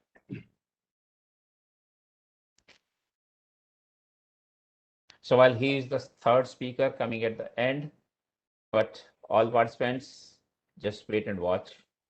It's kind of going to explode. Thank you very much. Good evening, ladies and gentlemen. I hope I'm audible and visible. All well. Okay. I'm extremely grateful to ASSOCHAM and Mr. Daman Sood for providing me this opportunity to speak to you all.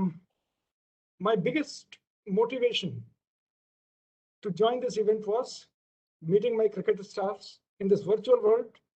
Daman sir has ensured that I meet my cricket stars, my favorites, virtually only. I started following cricket from 1979, when Indian team led by Mr. Bishan Singh Bedi made a tour of Australia, and we performed quite well, though we lost the series 3-2. Thereafter, I've been following cricket, and when I heard this from Damanji, that I have a chance to meet my cricket stars, favorite cricket stars, I said, okay, I'll be joining this event. But I didn't know that it's going to be a virtual meet rather than physical meet. Someday we will do that also. Taking the analogy from cricket, after Lakshman and Dravid have beaten the hell out of opposition team, very little you can expect from a tail-ender, Harbhajan Singh like me, who is a bowler, who is not a batsman. But I will try to share my experience with you, whatever I know. He scored sixes. We can't forget that. I'm looking forward to that, Harbhajan. Okay. I'll try to do whatever best I can do. Thank you. My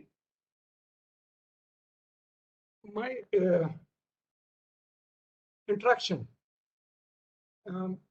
with management and the formal studies had been very, very difficult. Right. Before I come to the main subject of organizational resilience, I'll discuss my experience with the formal studies of subject called management, for whom I was really scared.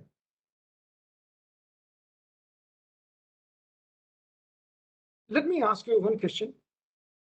Who are the best managers? Any guesses?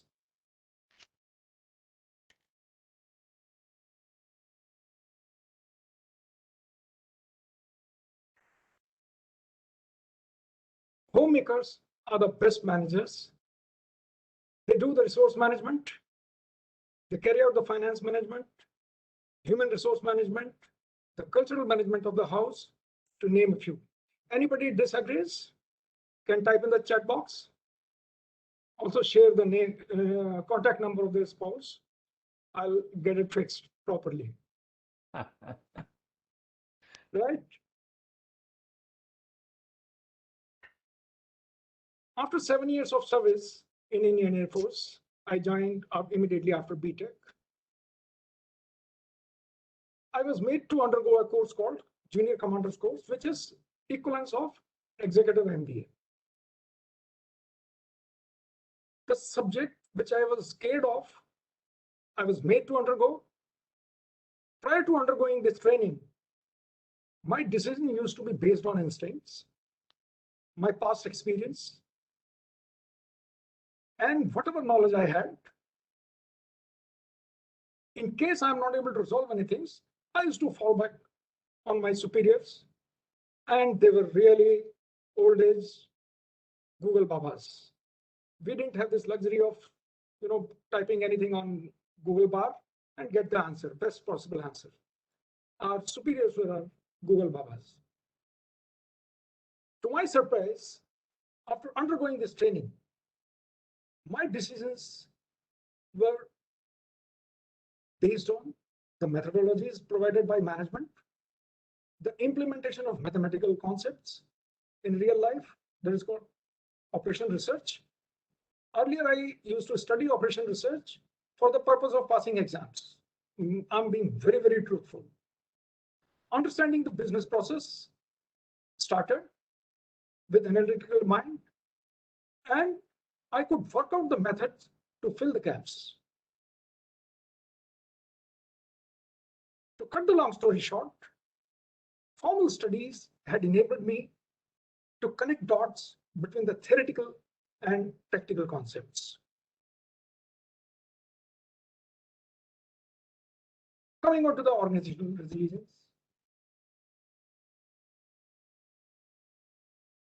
I knew that I have joined, and the organization for which I have been working for is the most resilient organization. But as far as theoretical studies are concerned, my first face-to-face interaction was in 2014. Then I was made to attend a workshop on building the resilient infrastructure on IT. The concepts were so powerful and they encouraged me so much that I could employ all these concepts, what I learned during this training, in any walk of life. My understanding of organizational resilience, I'll be covering under following heads. That is, resilience in defense services. What makes defense services a resilient organization, and what we can learn from defense services to make our organization a resilient organization. This is what is my understanding of resilience. As Don sir has clearly brought out, that resilience is you will face adversities. You will face adversities which you have not anticipated, you have not expected, but you will respond, you will detect, and you will come out with flying colors. You will continue to perform your duty, and you will continue to deliver what you are made to do. This is a pic of Siachen Glacier, the highest battleground. There is no oxygen there. There are avalanches. The exposure to the skin can cause you frostbite. More than 40 seconds, if the skin is exposed, you definitely have a frostbite.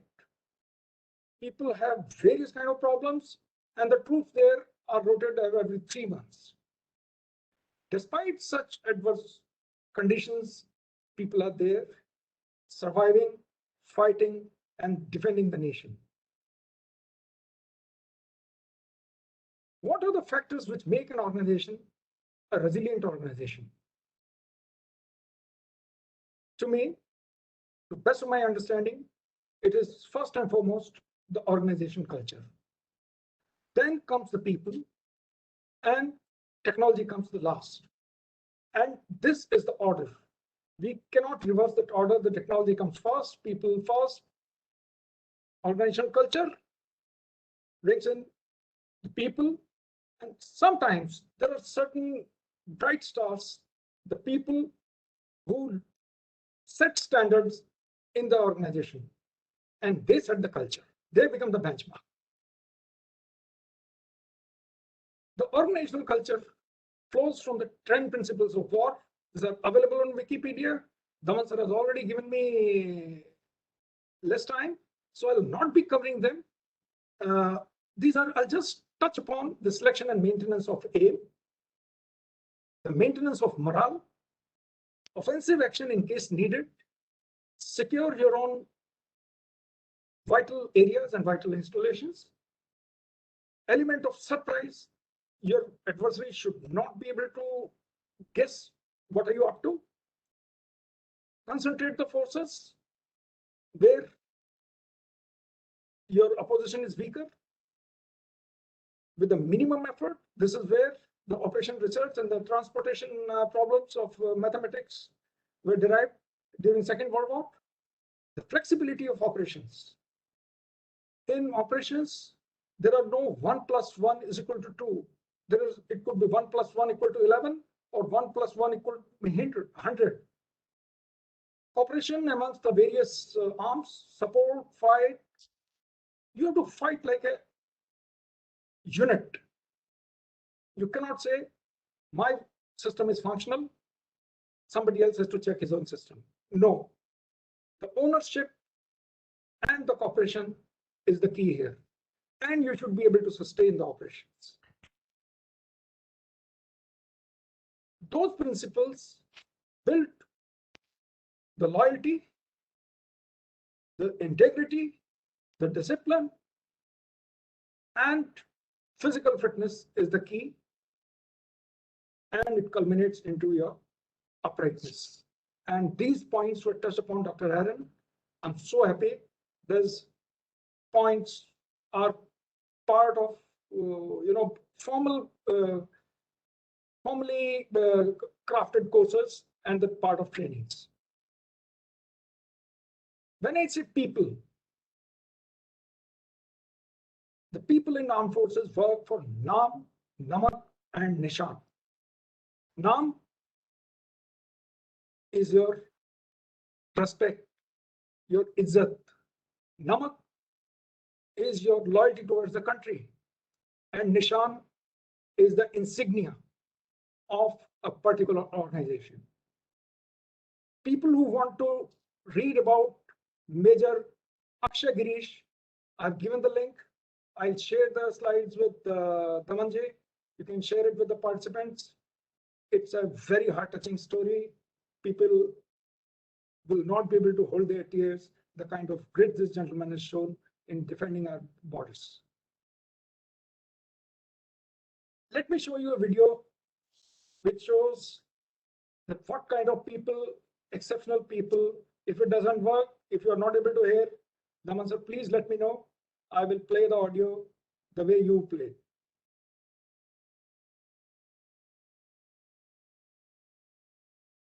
Is it audible? Audio, okay. I'll share my screen.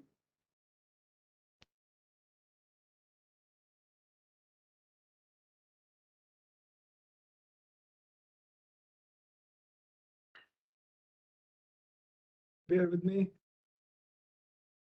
Top left-hand side, you'll find share with Yeah. audio option. Use that, please.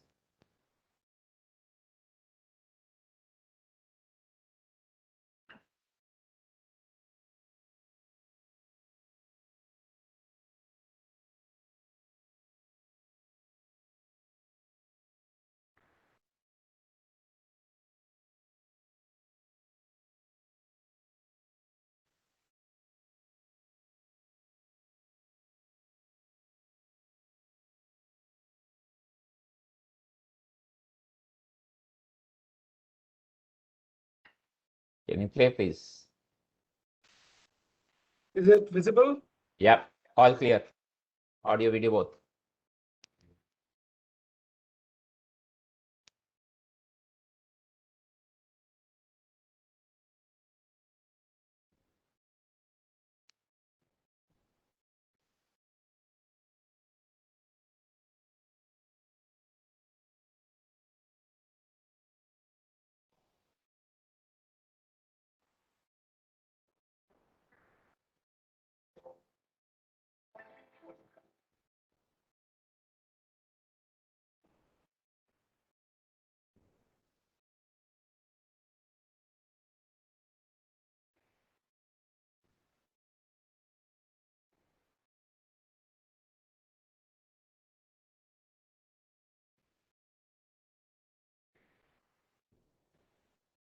I lost my second in command, I lost my platoon commanders, I lost my NCOs.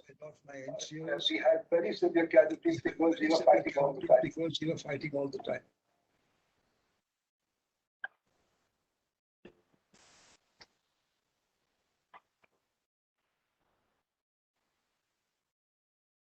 So she has stood by me. Through all these years, 63 years.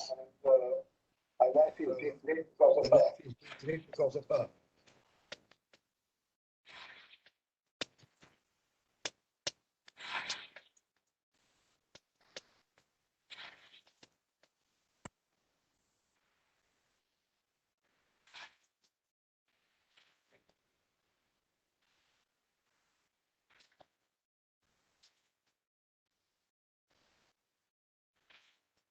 The last cookery attack in modern military history cut off about 32 heads without cookeries.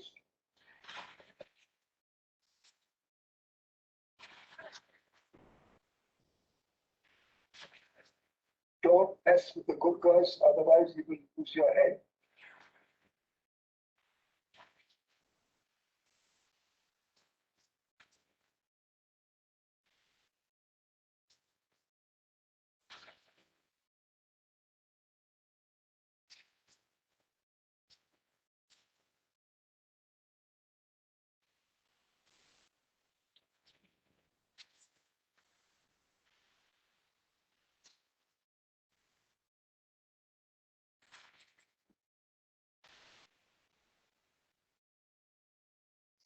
the CEO was very suspicious of this move by the Pakistanis and said, sorry, we have no orders to accept your surrender, go back, and left us continue the fight.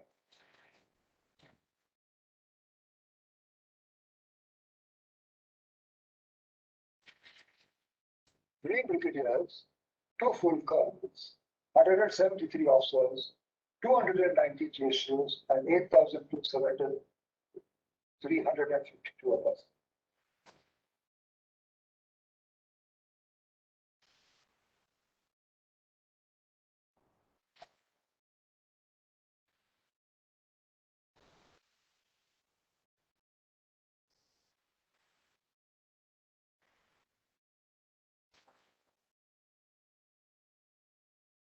Said, where is my kukri? So he said, here it is, sir. I said, cut off my leg. So he said in Nepali, sir, no kondusa pehna. Sir, I can't do it. Why don't you wait for the doctor? So I cut off my leg and told him to go and bury it. Poor chap.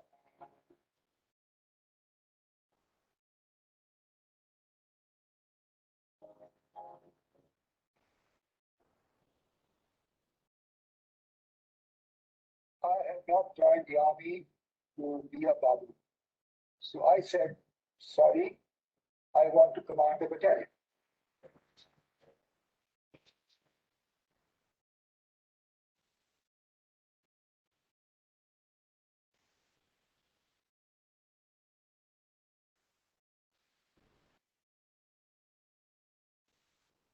So I decided to go and meet him.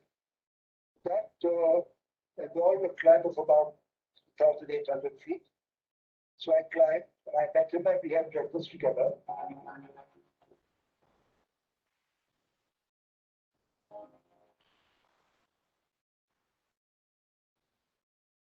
So I went with him to the dock and clambered over snow and ice. And he came back and called for my file and said, yes, give him a battalion.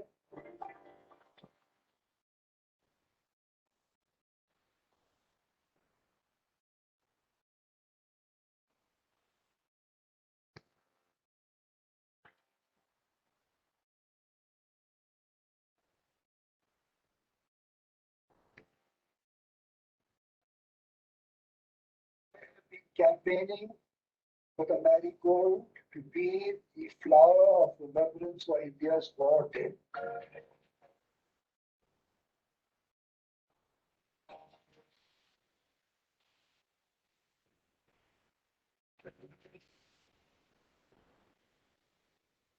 Do what you love. You love what you do. Love You what never you be do. afraid. You never be afraid and you never give up.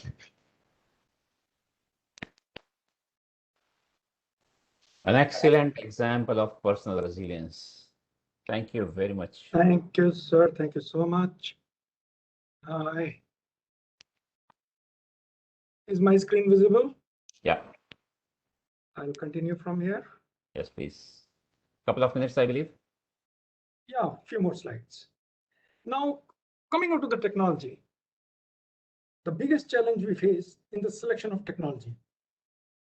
I'll give you an example.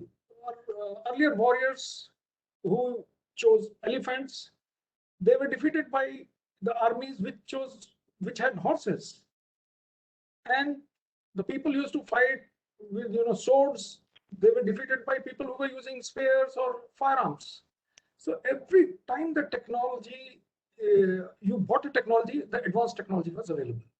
So what technology you buy at the time you feel the right, you can do the perspective planning, but you will never be able to get the best technology.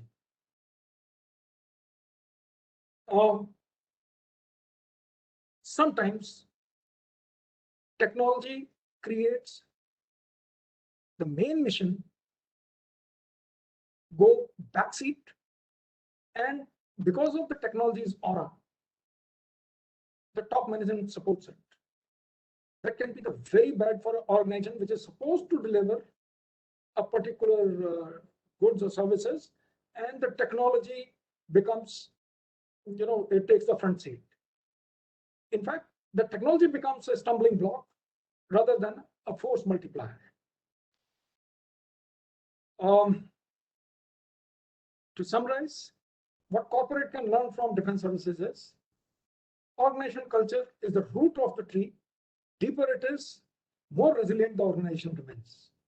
The culture of an organization is what lays down the standards of performance. We need to have a proper feedback mechanism system. You both have spoken a great deal about it. I'm also in compliance with that. Wherever deviations are there should be a system which corrects and the performance doesn't deteriorate. 2 minutes, please. We have seen the case of Major Akshay. Money is not the main criteria. To get best out of people, it is the professional pride and the larger aim, what you brought out, the get the best out of the best, right? Imagine a person's contribution. Imagine a person ready to give his life for Naam, Namak and Nishan. It is always the man behind the machine which matters most. In aviation, we follow few things which you can, a normal civilian can incorporate in his life. More you sweat in peace, less you bleed in war. Invest in development of skills, knowledge, and fitness. The thing which can seemingly fail will fail someday. It's called Murphy's Law. There is no rewind button in life. One wrong move and the game is over. You can remain a teacher and the student throughout your life. With this, I come to an end, and with the request to Daman sir that kindly enroll me in the next batch of organizational resilience you are conducting, I'll be more than happy to be your student. Jai Hind, Great. and thank Thank you you. very much for giving me this Thank opportunity. you very much. With apologies to all of you and with apologies to ASSOCHAM that we have extended beyond the given. Can you unshare your screen, please? And I would like to quickly take the last one, please, from you all. If you can answer once again quickly in the chat box, were these discussions useful? You have 3 options. Yes, thanks. Yes, and would like to have more information about organizational resilience and the course Group Captain Ashok was talking about, or no. Request everyone to do this, please. We all 3 have said no one is perfect. There are always improvements possible. So even if no, we wouldn't mind. We would like to know and we would like to do better. Next time, we'll go in the reverse order. Group Captain Ashok will be the first. Dr. Arun will be second. And I wouldn't mind if I don't even speak. I just will be happy to listen to them. So quickly, please. Were these discussions useful? Yes. And yes, you would like to have more information about this. And if no, we would be happy to improve upon also. Time we already have admitted and we'll do better next time. No doubt about it. We will show the resilience and improvement ourselves also.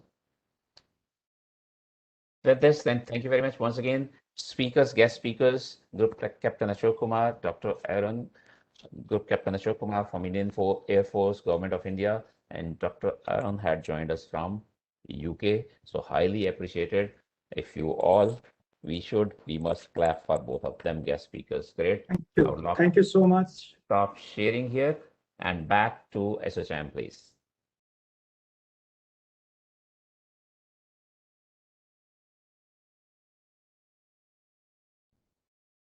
Any words from ASSOCHAM team, or shall we thank everyone and close?